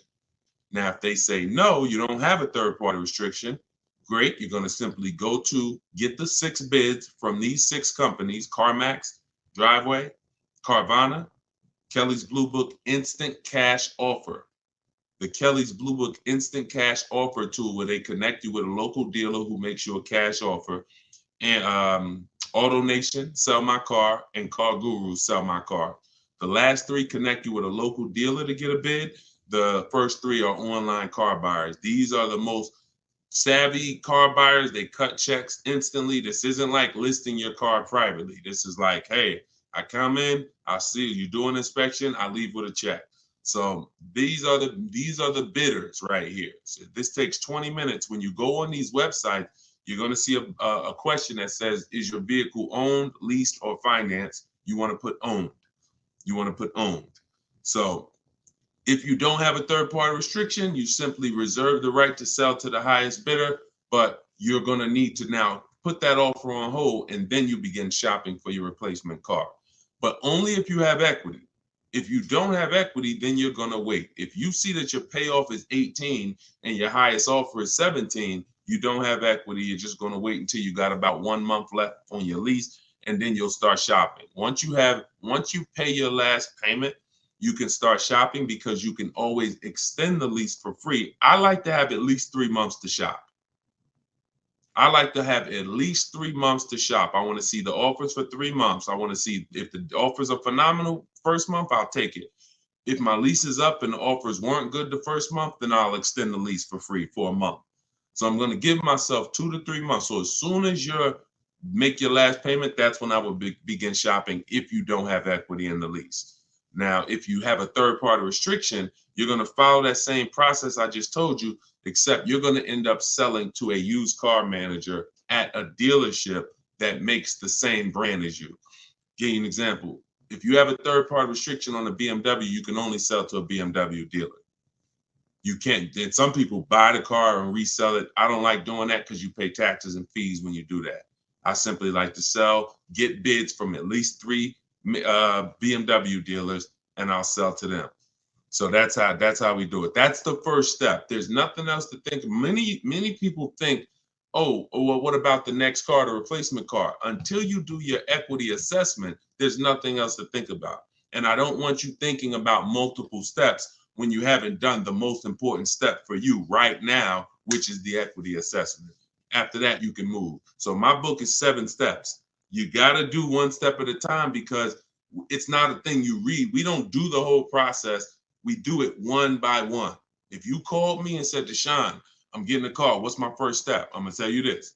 And then you call me back when that's done. Okay, I did that. Now, what's this now? Here we go. Do this now. Go to these websites. All right, perfect. I'll call you back when I'm done. All right, perfect. And before you know it, we're at step 7 and you're picking up your car. But it's an action program. Okay, and there's little steps along the way to make sure that we protect ourselves and save the most money and get below market deals. Okay, so handle that. Go ahead, Dolan. All right, we are live, y'all, so you can keep typing your questions. I see you. Thank you, JC Math. Thank you for all your knowledge. Appreciate you. That's what we're here for. Use it. Use it. Don't be a listener. Be a doer. All right. TikTok, does down payment really matter? It doesn't, Tyrant. We always shop with all our deals with no down payment. We always shop with all our leases with no down payment. And when we're buying our cars, we're shopping for the car separate from the loan. So you have to understand something. The reason why you get down payments mixed up is because you mix the buying of the car with the getting of the loan. You're in the business of getting the loan from the dealer, and there's nothing wrong with that if it's done correctly. We do not shop and say, okay, how much is this car a month? And can I get it with no money down? No, that means you're mixing two things. I want to buy a car from you, but I'm also going to give you my loan as well. I want you to just mix it up. No, because there's money in both of those transactions. So when we are shopping for a car to purchase, we're shopping for the dealer who's going to give us the best price on the car. That's priority one. The loan is completely separate. The person who's going to give you the loan is you're going to use, if you're following what we teach, you're going to use our bank bidding war process, where multiple banks and credit unions bid for our business without hurting our credit. You got to know how to do this strategically. Okay, it's called the bank bidding war, where we have everything we do as a bid. That's how we eliminate buyer's remorse. That's how we guarantee we get below market prices. That's how we guarantee we get below market loans. Everything is a bid. So when you are looking for your car, you're looking for the car. If you're looking at a Nissan Altima, you're looking for the Nissan dealer that's going to sell you the car at the lowest price. And you're going to need 5 offers to do that. So once you find the Nissan dealer that's going to sell you the car for the lowest price and beat all their competitors, this is now when we come home and we get our loans in order. This is when we come home and we say, okay, boom. All right, I'm going to have my bank, my credit union, some online banks, go online, banks and lenders who, do car loans online. I'm going to have all of these people start bidding on my business, because now I have a car that I'm looking to go pick up in the next 24, 48 hours. And then after we get that round done, we're going to call and see if the dealer can beat it. That's the bank bidding war. You have 10, 15 people bidding for your business in a 24, 48 hour period. And when you end up getting your car, it only affects your credit like one hard inquiry, even though you had 15 of them. So all the inquiries will show, but a weight on our credit score will show as one hard inquiry, because it's called proper rate shopping. So that's how we make sure we get the best loan, and that's how we make sure we get the best price on the car. If you've been mixing these two, it's no way for you to guarantee your best deal. There's no way for you to save all the money mixing the loan with the deal and with the car you buy. And then some of you even mix the trade in and say, okay, I'm going to give you my old car, and I'm going to buy a car from you, and I'm going to get a loan from you, and I'm not going to get bids on any of these transactions.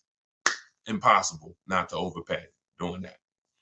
Sorry, I hate to be the bearer of bad news, but that's how I have to deliver it for you to understand. Come out of that cloud. Come out of that cloud shopping that way. Okay? But down payments doesn't matter. Only people that can't do no money down deals are people that have way too much negative equity and they don't have any money. If you are trying to bring a lot of negative equity over the deal, the bank's not going to approve it, because they only are going to lend a certain amount above the price of the vehicle. But here's what's very important. And no, we're not going to talk about the negative equity right now. We'll let that be a question in and of itself. But the only people who can't do no money down deals are people with large amounts of negative equity. It becomes more difficult for you to do those deals. All right. Go ahead, Dolan. Great question. Okay. Jay Golden Gate from Instagram.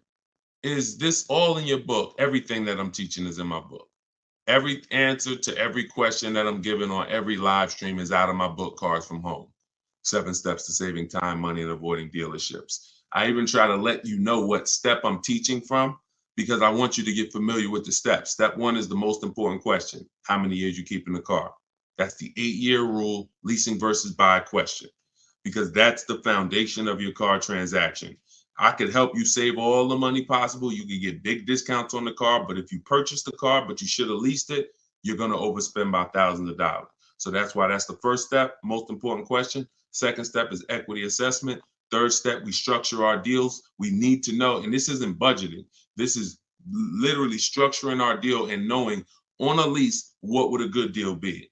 On a purchase, what are my offers going to be? What am I looking for purchase price wise to be below my budget?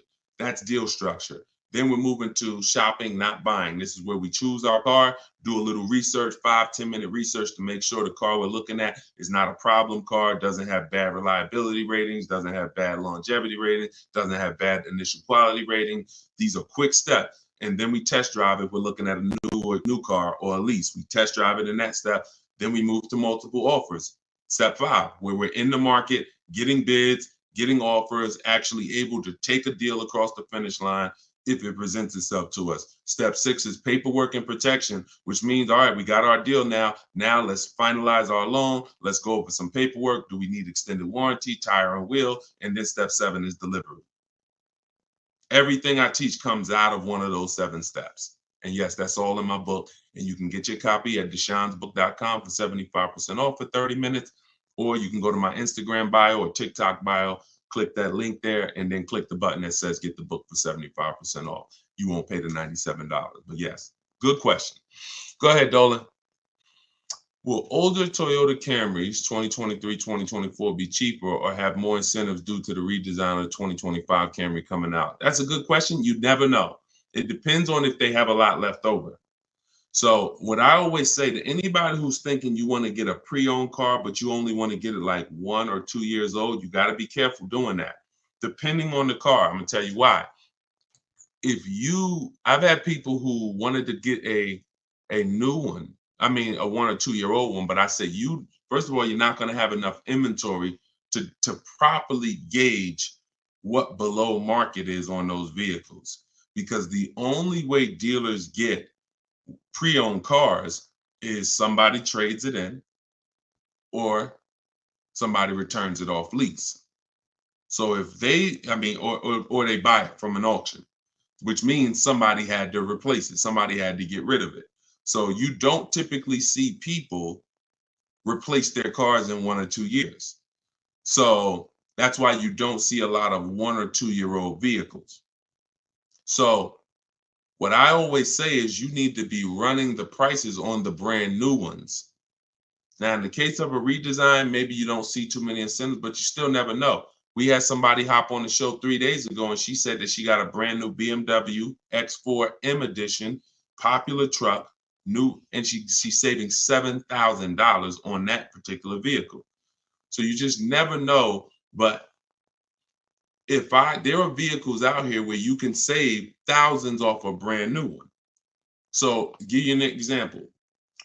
Somebody, Frena, she leased her Jeep. She probably got 10 grand off the price.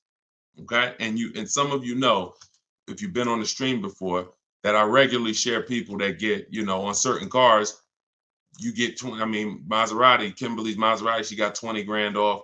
Sean, he got 20 grand off on his F-150 Lightning. So you don't know what you're going to get until you get into the market and see what the demand is for that vehicle and see what the rebates are. You don't know until you get all those offers.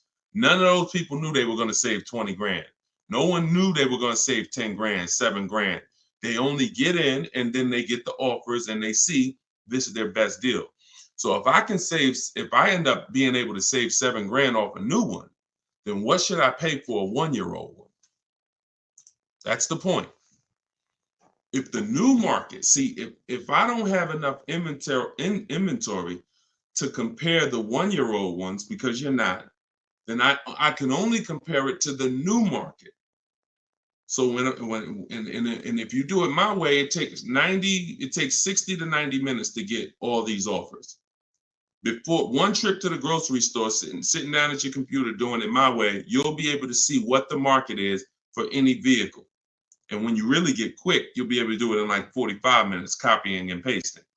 So once you see that, if the new market for the car is $7,000 off, how much should I pay for a 1-year-old one? Well, it better be at least 10, maybe 11, because a brand new one is $7,000 off. Now, opposite is true. If I could only get $2,000 off sticker, that's my best offer. Then maybe a 1-year-old one, I'm looking for $7,000-8,000 off sticker, $9,000. So you got to know what the new market is, because the worst mistake you could make is to get a 1 or 2-year-old pre-owned car that has a heavily discounted new car market that has $5,000 rebates on the new car. Think about Sean. I want to use an extreme case, but even cases that are not this extreme will still make a huge difference. Sean, he saves $20,000 off his F-150 Lightning. What happens if somebody said, now that's a $73,000 vehicle I'm showing on the screen. What happens if somebody says, well, I want a 1-year-old one or a 2-year-old one? Now they think, all right, I'm gonna go and look for one that's probably about 50, 55. Now they go pay 55 for a 2-year-old one. But Sean, getting his bids and revealing what the below market prices are on a truck like this, he saves $20,000. So he pays 53, and the person buying the 2-year-old one pays 55. Do we understand how horrible that would be for the person who got the 2-year-old one? We clear? Type clear before we move on. This is only for recent cars. This is only for 1 or 2-year-old. If you're going 3-year-old, there's typically enough cars for you to compare prices. But those of you, we've had a lot of people over the years that target a 1 or 2-year-old one. I would tell you, shop the new car market, because that's going to give you the parameters you need to know what a deal should be on a 1 or 2-year-old one. All right, there we go. Good question. Let's go, Dolan. Shoot the next one up, brother. Let's put the banner back up for those of you who want your book, 75%. Now, just so you know, once that timer on my website hits 0, the price goes back up to $97. So be aware of that. Get your $24 book if you want. I mean, look, $97 is great. Let's be honest here. We usually keep cars for a while, but we see a lease deal for $189, 0 due. This is trash. This is trash. 36 months only for commuting to work, perfect credit. And I'm gonna tell you what's trash: advertisements. Deals are not advertised. First of all, the 189 is going to be on a specific vehicle, and it's not going to include taxes and fees. I'm under the mindset now, if it's 189, 0 due, 36 months for commuting, okay, 30,000 miles, which is right at what we do. That's 10,000 miles per year. All right, that's great. You can adjust the lease up to 30,000 miles a year if you want, but they only need 10. Do I need to negotiate this? That's always, look.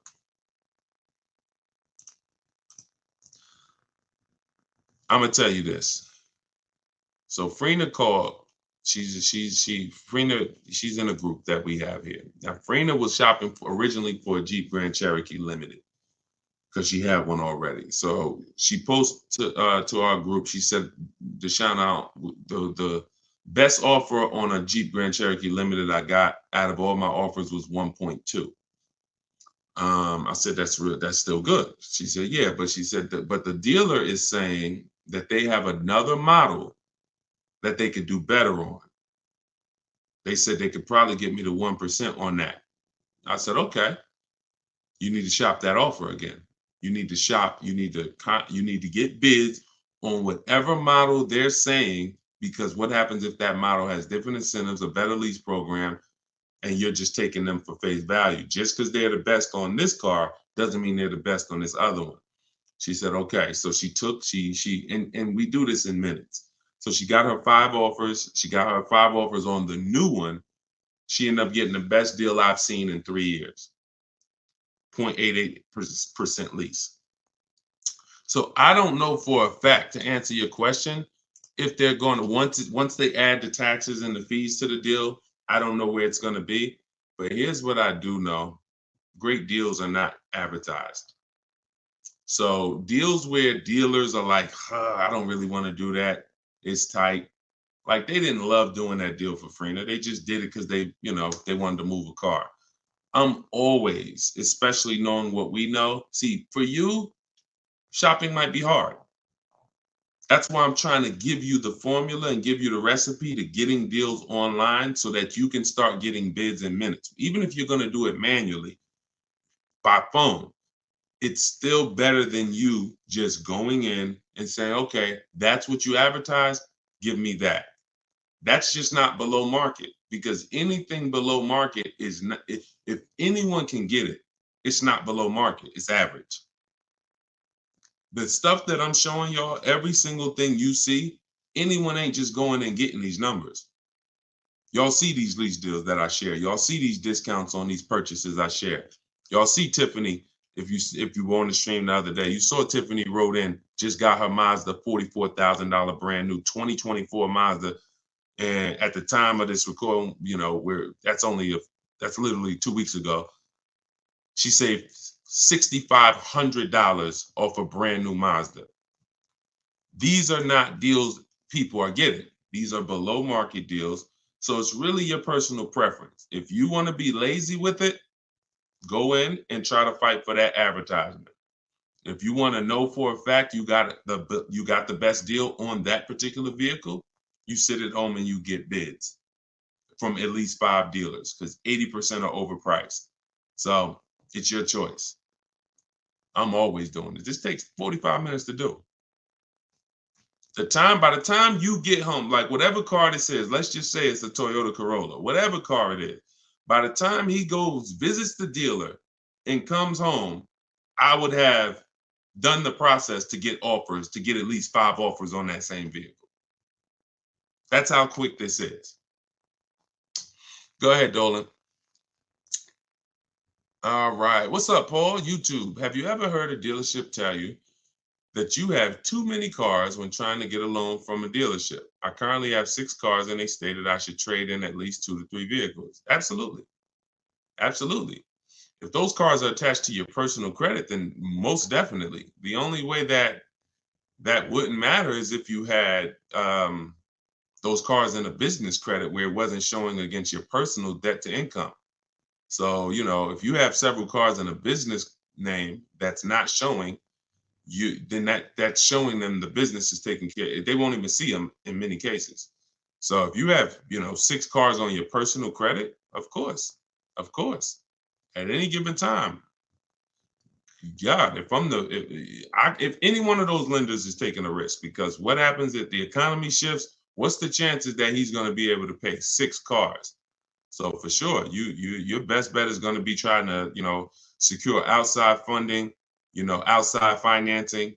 But that's what we would do anyway. We would always be shopping for our credit, our loans separately, and then giving the dealer the chance to beat it. For sure. And if you can support that, if you can show the income to support it, but absolutely, it's very risky from a lender's perspective. Very, very risky.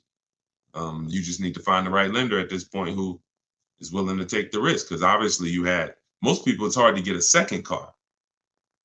Second car is hard because they're looking at normal people. Normal people are not going to be able to support a second car. Maybe a second car, though. A third, a fourth, a fifth. No, I don't even know how you got those done. But however you did, it's income. I mean, I've had people make, $800,000, $900,000 a year. Okay, so it's all income based. So I'm not going to sit up here and tell you I don't know how you got it done. If a bank sees that you make $500,000 a year, and you're bringing in $10,000 a week, and they say, okay, $40,000 a month. Okay, car payments are $3,000, $4,000, $5,000 even. Okay, but you're going to reach a point where they're going to start to see that, okay, this is too much risk. So I wouldn't be dealing with dealers, banks, especially if they're telling you trade 2 or 3 cars. You need to find a bank or a financing source that's going to be comfortable taking that type of risk. And that's it. Go ahead, Dolan. And if you're using those for business, you should really try to get them in a business name. Is your book only digital, or can I get a hard copy? It's only digital, because there's nothing that I can do. First of all, there's so many reasons why it should not be a hard copy. One, the car business changes. My strategies and steps don't change, but the websites we use change. Vroom used to be one of our bidders. Vroom went out of business a couple months ago. So if you had a physical book that you were reading, you'd be going to Vroom and getting we don't do this anymore. So templates, I link you to templates that you scan, you're copying and pasting. I'm linking you to Google Documents. I'm linking you to videos that's in my video library. There's things that I'm linking you to throughout the book. Plus, you jump from a section, like it's like a warp zone. If anybody ever played Mario, when you get to a part where I'm asking, where the most important question is, how many years are you keeping the next car? If your answer is less than 8, you click a link and you're going to the lease section. If your answer is more, 8 or more, then you click this and you're going to the purchase section. So it's an interactive book so that you're not reading. It's no way. I don't want to be a person who's leasing a car. I mean, I don't want to be a person who's purchasing my car and I'm kind of skipping all this information about leasing that's not relevant to me. I don't want to do that, because now I'm going to get confused. Okay, is this for me or not? So I had to have links that warp you to certain sections that keep you on track. Wouldn't be possible with a physical book. And again, the updates are probably the most major. Those 2 reasons are why this book would be horrible as a hard copy. Well, I'd just be coming back every 6 months, every year. I'd have to do volume 1, volume 2, volume 3, because that book you bought last year, it's not relevant anymore because there's so many things that change. When I wrote my first book, 52 Car Buying Questions Smart People Don't Ask, that was 2021. 2021, that was a digital book as well, but the format of it was so rigid. Once things changed, I couldn't change it. I had to totally write a whole nother book. Plus, I wanted to do it step by step. But back then, TrueCar had more power than they have now. That TrueCar has no power now. So all of these things, the markets change. So we need to make sure that all the information we're giving is able to be updated. So when you open the book a year from now, it's relevant. And that's because we're updating the main file. Could never do that with a hard copy. All right, legit question though. Go ahead, Dolan.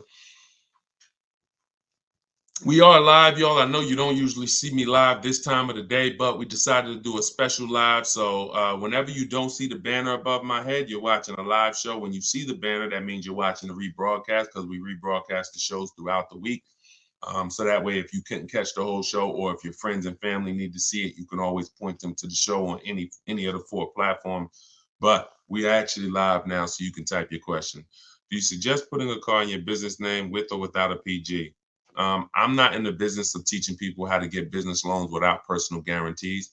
So, whoever told you could do that, you should follow them to learn what banks, what cars do that.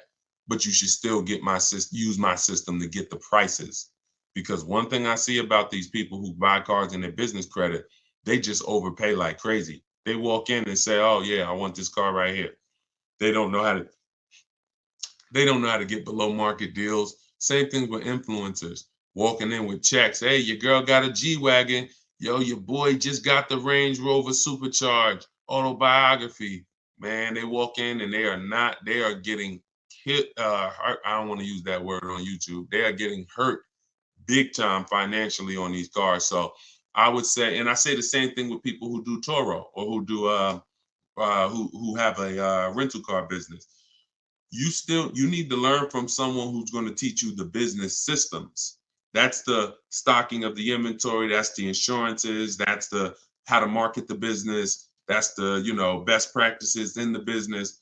But then you need me, because we're the best at teaching people how to buy the inventory for the lowest prices. people are overpaying for their inventory because they view it as the business's money. That's ridiculous. Business's money is your money. So, but whether it's a PG or without a PG, get it done. If you sign in PG, I don't see most banks are not going to do that, because what you're saying is, here's my business.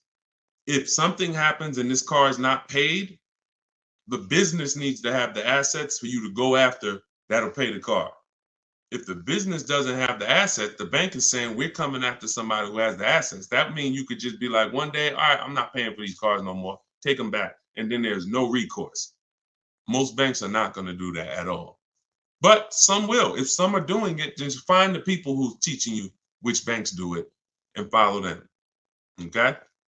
It's up to you. I've had plenty of people buy cars in their business name, personal guarantee it, and it doesn't show in their debt to income. And now, very important before we go to the next question, if this is your goal, you need to call the finance manager at the brand. So if you're like, oh, I want a Honda, you need to talk to a finance manager at a Honda dealership and say, if I buy a car in my business name and personal guarantee it, will it show against my personal credit?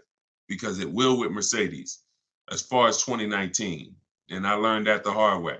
Me and the customer. I said the customer was buying cars in their business name, real estate developer, and he came and he got a Mercedes Benz. He put it in his business name with the personal guarantee, and it's still reported on his personal credit. Then the finance manager told us, hey, just so you know, yes, it does still show. I'm like, we should have known that before. That's something we should be telling customers before they ever apply, because they're only applying in their business name because they don't want it to show against their personal debt to income. So always double check with a finance manager in the brand, okay?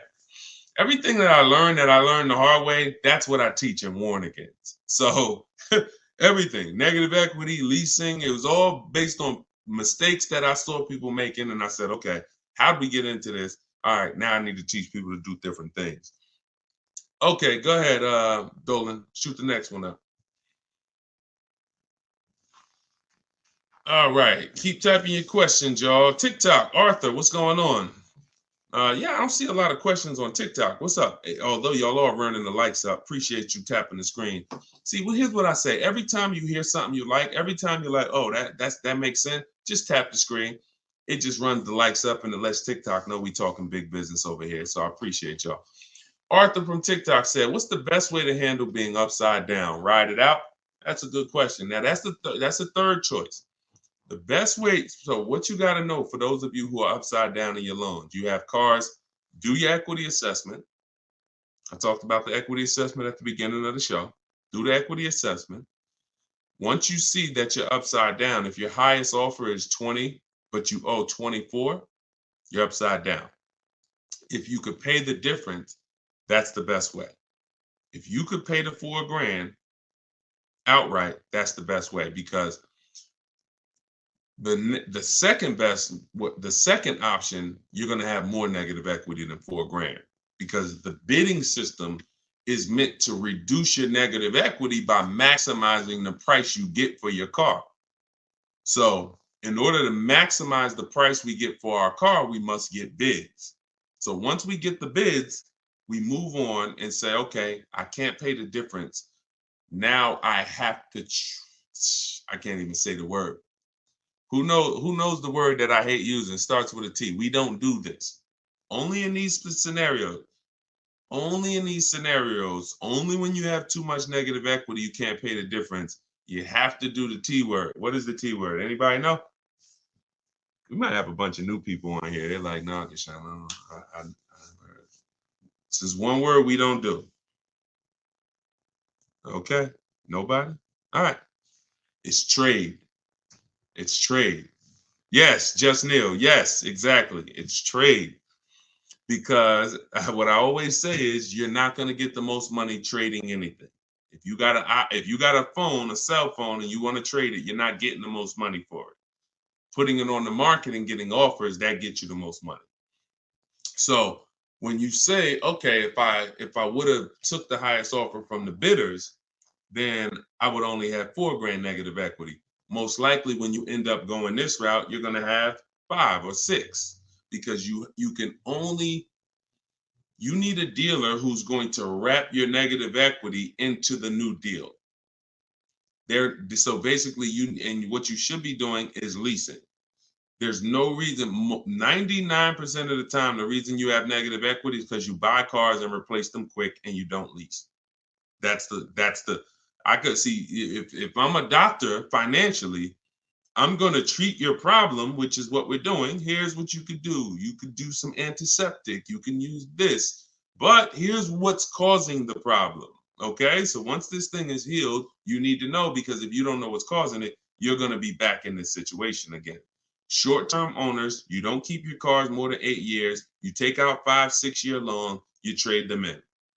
Doesn't matter. You're losing too much value in the short term, and that's why you have negative equity all the time. So now let's go a little deeper on this option 2 for negative equity, because there's going to be a lot of people who have it. In 2020, and one day I'm gonna play some of the videos that I posted in 2021 and 2022, warning people not to overpay for these cars and warning people to use a bidding system so that they will find the best deals. And unfortunately, my voice wasn't loud enough to prevent the tens of thousands of people who are in cars that they overpaid for. So there's going to be a lot of people with negative equity that are looking and saying, okay, Deshone, what do I do now? So first option is what I just told you. That's the best option. You need to have some cash to do that. Second option is, all right, now I'm going to shop for my car. And then I'm going to and this is important. Let me show this for an example, okay? Because some of you, your knee-jerk reaction is going to be to just walk into a dealer, and let me warn against that. So let's use somebody who got a discount. Okay, here we go. Let's use Tiffany's case. Tiffany bought a car that is, pretty common, and she got bids and she saved a ton of money on it. Now let me show you this. So I'm shopping, I'm getting bids. The reason why I'm getting bids is because I need to know the largest discount I can get off the new car that I'm buying, or off the new car I'm about to lease, because this is going to be what allows me to transfer my negative equity over to the new car. So she saved $6,500. The reason why this part gets tricky for those of you who have a lot of negative equity, like, over $5,000, $7,000, really over $5,000 of negative equity. It gets tricky because the banks have something called a loan to value ratio. So if you look at where it says our deal MSRP 44,820, and those of you on TikTok, you'll watch it on the replay or you could jump over to YouTube. It's up to you. But the bank is only going to lend about 20% above that number. If you have great credit, maybe 25% above the 44,820. So if you're looking at a car like that, 44,820 is the sticker price. The bank's only going to lend $8,900 more than this. Now, this applies to people who are trying to do no money down deals. You got to realize taxes go on top, fees go on top, probably $1,000 in fees, documentation fee and motor vehicle fees. So between taxes and fees on this vehicle, that's probably another $4,500. So if the bank is only going to lend a certain amount over that and taxes and fees are 45, you really could only put like another 45 grand, $5,000 of negative equity before you are capped. That's why I said, coincidentally, works out perfectly. On a vehicle like this, you can only roll over about $5,000 of negative equity before you're going to blow out the bank's loan to value ratios, and they're going to say, oh, we can't approve that. We need you to put money down. So, but if you use the bidding system and you saved all the money that she saved, look at where your loan to value ratios is. Her starting price is 38.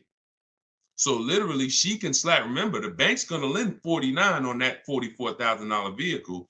The bank's going to lend 49. That means she could theoretically, she could have put 10 grand. She could have put, $7,000, $8,000 of negative equity, because the discount she got So the discount you get affects how your overall deal. If you didn't get a discount because you don't know how to shop, and then you're trying to throw negative equity, now you're stuck, or now you got to put money down. But when you're shopping, getting bids, you get all the money off that you possibly can, and now you can throw your negative. You can throw larger amounts of negative equity. So somebody who didn't get a discount on that car could only put $5,000 negative equity on it. They could only transfer $5,000 of negative equity over. Somebody who got the discount Tiffany got, they can slap $10,000 of negative equity on top. So that's what you need to know. You are always going to get bids. If you need to replace negative equity, you're always going to get your bid. If you're using my way, you're only going to get bids. You're not going to ever accept a deal without at least 5 offers. But when you start getting your 5 offers, for those of you who have negative equity, you're going to see it makes it a lot easier for you to transfer your negative equity over and still do a no money down lease. Because God forbid, if you put tons of money down on a lease and it gets totaled, you lose that money. So if you have to put money down, $3-4 to get it approved, then the vehicle gets totaled, you lose that money because you have to go shop again. But if you put no money down, you rolled over all the negative equity and the vehicle gets totaled, you walk away and you're fresh. Whole different positioning, whole different leverage, whole different exposure. If I just rolled $7,000 over of negative equity to this lease I'm driving, God forbid the vehicle gets totaled, none of my money's in it, I'm out the negative equity. And like, it's a blessing. As long as I'm not hurt, praise the Lord, it's a blessing. So this is financial strategy. I'm a strategist. So that's what you do. Those are the 2 ways to get out of negative equity. You pick your choice. And if you can't do either, then you got to stay and you got to pay down the loan. That's the third option. But once you're out of negative equity, get out of it and stay out of it. Most of you should be transferring that negative equity to a lease. And that's gonna solve your problems in the long run. Go ahead, Dolan.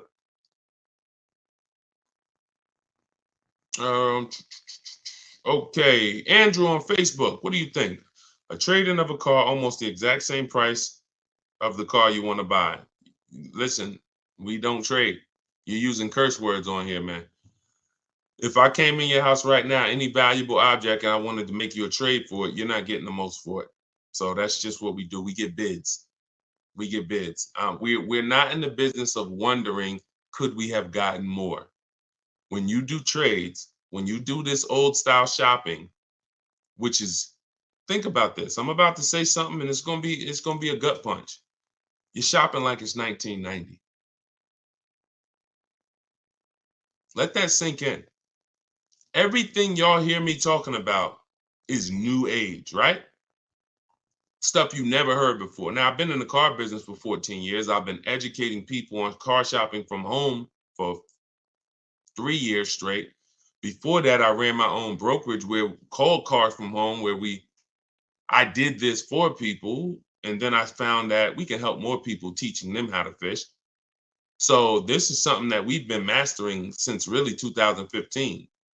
I haven't been in a dealership to make a deal since 2015. My last deal was when I worked at Mercedes and I bought a used Mercedes when I was there. Forgot about that car. Phenomenal car. Got totaled. But that was the last deal. Every deal I've made for the last 10 years, and I've had 2 Infiniti leases. I've had a Jeep Grand Cherokee lease, and I've had the Infiniti truck that we bought. All been online, below market deals using my own system, using what I'm teaching you. Everything is new. All you hear on these streams is new. Wow, I never heard that before. Oh, that's brand new. I like that. But everything you're talking about doing is 1990. Go in, trade for cars, walk into a dealership, negotiate back and forth. If you're looking and saying, I'm doing the same things to buy my cars that people were doing 30 years ago, you should tell yourself, no wonder I ain't getting below market deals. No wonder I'm leaving hoping that I did all right. Oh, man, you think we could have got more money for the trade? Yeah, I know I should have tried to hit them more.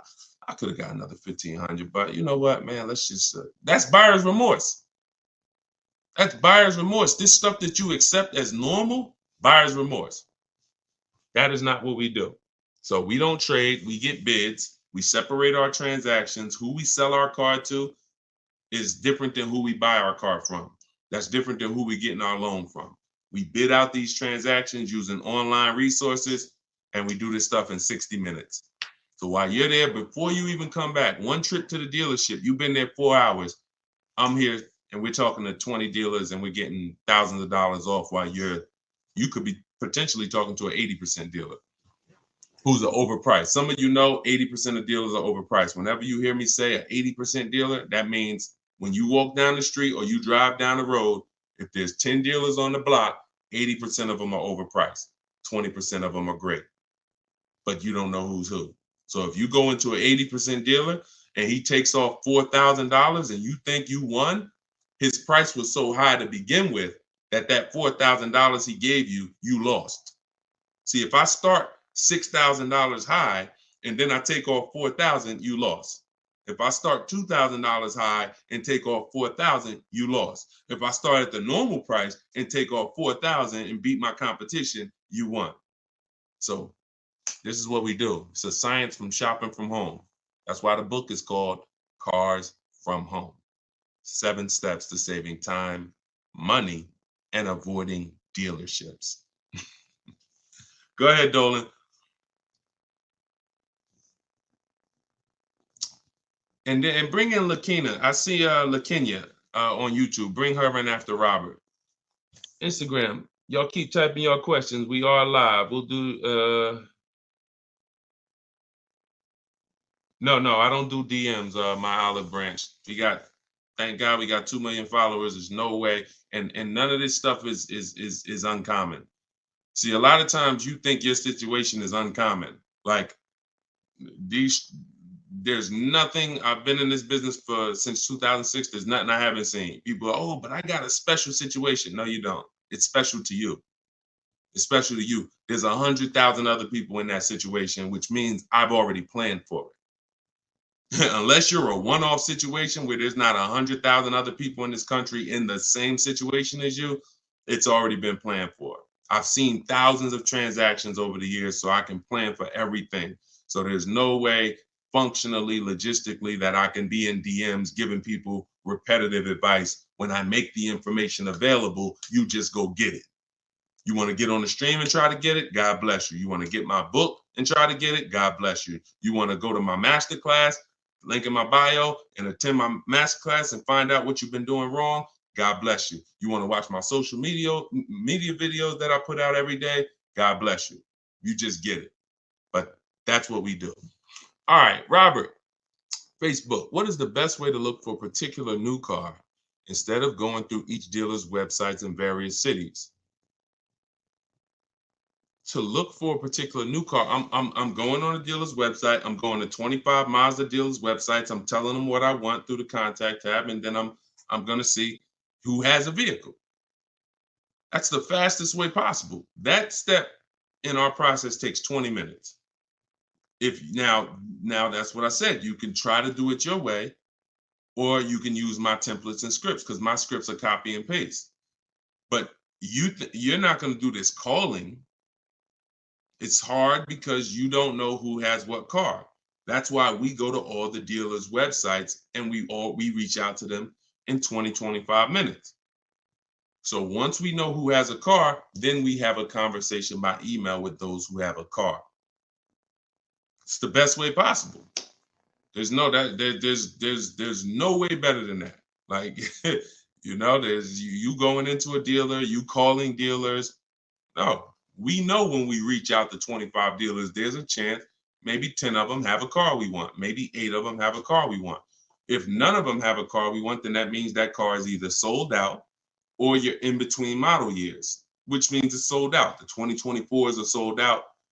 We haven't gotten the 2025s yet. If we connect with 25 dealers and no one has a car we want, or only one person has a car we want, then that means that car is not in the market anymore.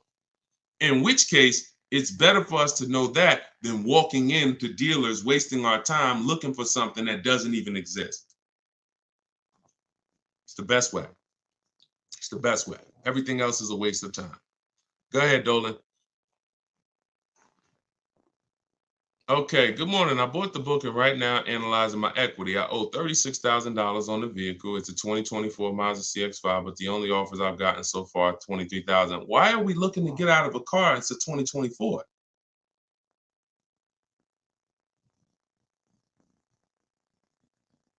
Manual appraisal to see if I get a better deal. My question is, because there's such a big difference in equity, why are we trying to get out of a car that's a brand new car that just came out? I wonder if I should keep the vehicle for 8 years. Okay, wait. Okay, so you bought it. So you bought the vehicle. My question is, because there's such a big difference in equity, I wonder if I should keep the vehicle for 8 years. What do you think? My goal is to go into a lease. Okay, because I know I'm paying too much for a truck. I don't plan on keeping it. All right. Thank you for that. So it makes sense. Bought a car, should be leasing, paying too much for it because you bought it. $40-something thousand Mazda CX-5. You owe $36,000 on it. All right. Now that makes sense. Because I always tell people, if you've had a car for a couple of years and you're thinking, some people say, Deshone, I know I'm not an 8-year person. I'm breaking the 8-year rule. Should I go into a lease now? And my answer to them is always yes, because there's no benefit in you waiting. There's no benefit in you waiting to, pay off the car and then go lease. But this is a case where this vehicle is extremely new. And then you realize, okay, I shouldn't have bought it. I should have leased it. So what you're at the mercy at right now is the equity position, because y'all know what this means, right? Depreciation. This is your vehicle right now. So the minute you drove off the lot, you lost 20%. So if that vehicle was a market value of $40,000, and then you drove off the lot, you lost. Now it's worth 34. Now it's worth 38, whatever it's worth. The point is, you lost a huge amount of value. So you're trying to, that's the biggest value that you can lose in a vehicle. Is a brand new vehicle. A year later, it's worth 20% less. So trying to replace it in that time is going to be extremely hard. Now, what I would tell you is, you didn't overpay. You just purchased your car. And you might have overpaid too. I'm not going to say you didn't overpay. So the key is, you could put your deal on the right. You could have a wrong structure for your life, which is you purchased when you should have leased, and you could overpay. Now, what we need to do is see what can we do at this particular point. You can only see where's your break even, or do you want to transfer with negative equity, or do you want to wait until you're at a break even and then transfer into a lease? The sooner you could do that, the better. And I'm gonna tell you something. I had a close friend of mine. He's actually a business partner of mine, and he came into the system and he learned my system, and he had a Kia Telluride. Wasn't going to use it, but we're doing some business together. He's a banker, and we're about to build this banking application. So happens his Kia Telluride gets totaled. His wife has an accident. His Kia Telluride gets totaled. He didn't know about leasing either. He didn't know about the 8-year rule either. So he said, Deshone, so I'm gonna use this bidding system that you create. I'm gonna use the system, because why not? But what I found is, I'm not an 8-year person, so I'm gonna go for a lease. I said, okay. Getting the same vehicle, Kia Telluride. Hits me last week. We go out to dinner. He's like, so I'm picking up my Telluride, and then we'll go out to dinner afterwards. He said, I got him under $500 a month. It was like $479 on a Kia Telluride that I was just paying $800 for a month. I said, well, congratulations, man. He says, man, listen, it's just deal structure. So he's driving the same vehicle. In fact, he got a brand new one. And that's the revelation that most people are going to make. And that's really the big revelation, because the amount of money you're going to save is just going to be amazing. But you have to see at this point now, when does that make sense? Because I just bought this vehicle. It lost a ton of value naturally, because that's what it does. Depreciation has set in. I would do my equity assessment and keep doing it. I do it probably once every 6 months, once every year, and see you're paying $623 a month for it. Yeah. You could lease that same vehicle. I mean, think about this. And I'm just telling you so you can have a target. If you go right now and you transfer, okay, so let's just say a phenomenal offer on that because, you know, Tiffany got a Mazda. She got a Mazda. Now, she didn't lease it, she bought it, but she got $6,000 off the vehicle, $6,500. Let's just say that $43,000 vehicle, let's just say she could lease that for like, you know, $425 a month. We don't know what her best offer would have been if she leased it. But if it's $4 something a month, then you overpaid because deal structure. And, you know, if you put money down, that's more money that you overpaid. So you have to now have a goal and say, all right, this is a correction of a mistake. If the damage is done, just understand that the damage is done. Wrong deal structure it's done. So all you can do from here is say, all right, I know what my next goal is. I'm going to move from this vehicle to my next vehicle in a lease, and I'm going to do it when it financially makes sense to do.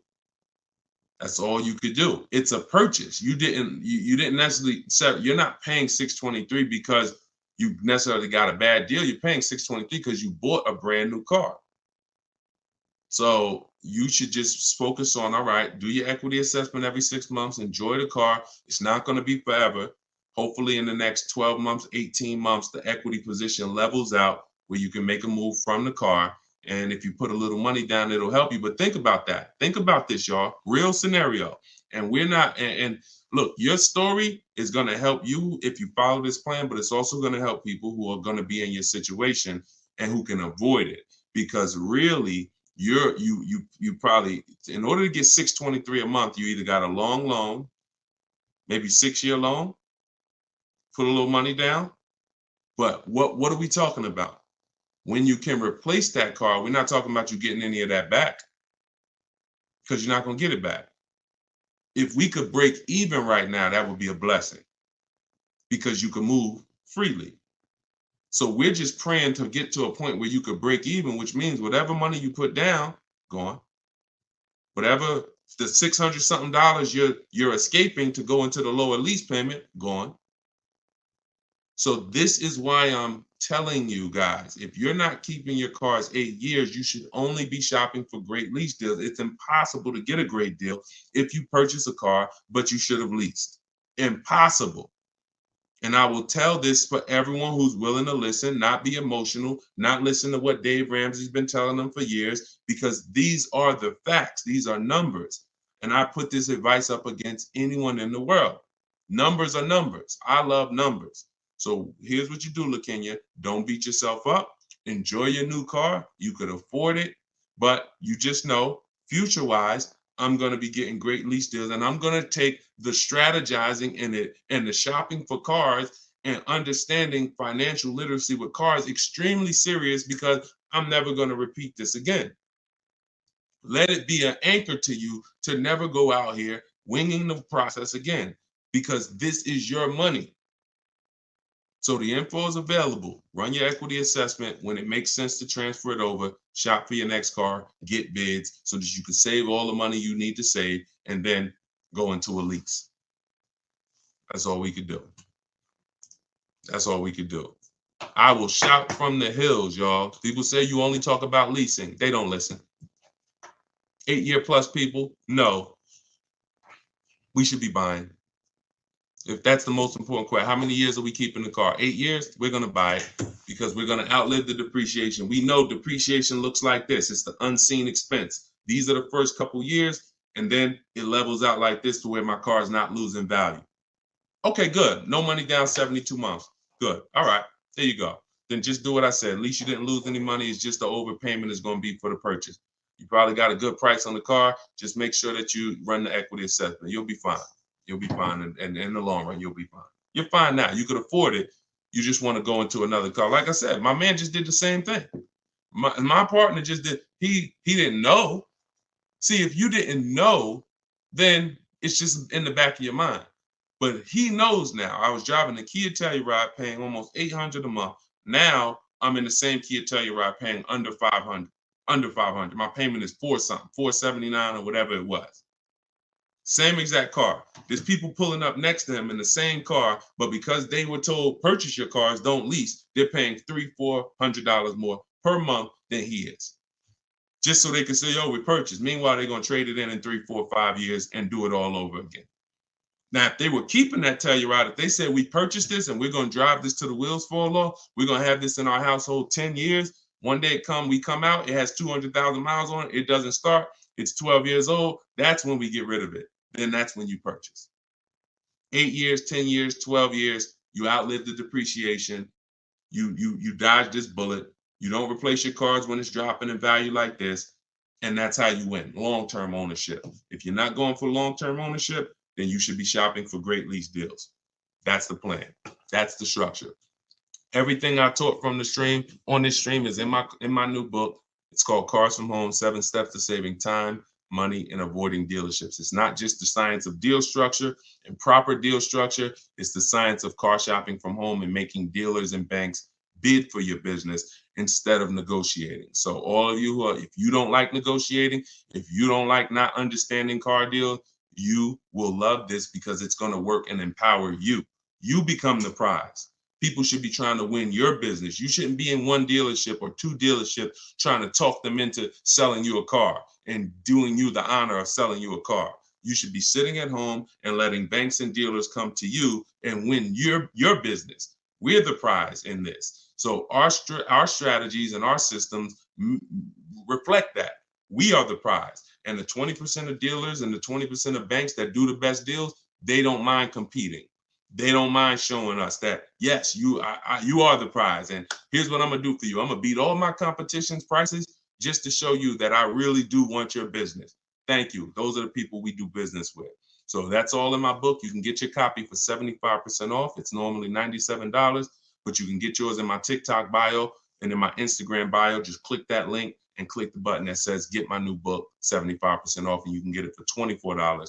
But if you've been to the website and that timer started running, then when you go back, the price will be $97. It's on you to decide if, listen, I need this information. If I missed the $24 deal, I'm taking the $97. I need this information because this information will net you thousands of dollars on your first transaction. You saw what it did for Tiffany, $6,500 off her first car using the book. So get it in my bio or in the link. We put a comment in the Facebook section, in the Facebook and YouTube comments, deshonsbook.com. And if you're watching us on TV, of course, you can use your mobile phone. You can scan that QR code. And for all of you who want to attend my free masterclass, it's called Everything You're Doing Wrong, Buying, Selling, and Leasing Cars. You can also click that link and attend it. You'll need about an hour though, and you'll need a pen and pad because we go very deep into leasing versus buying and 23 other mistakes that you're making that you don't know you're making.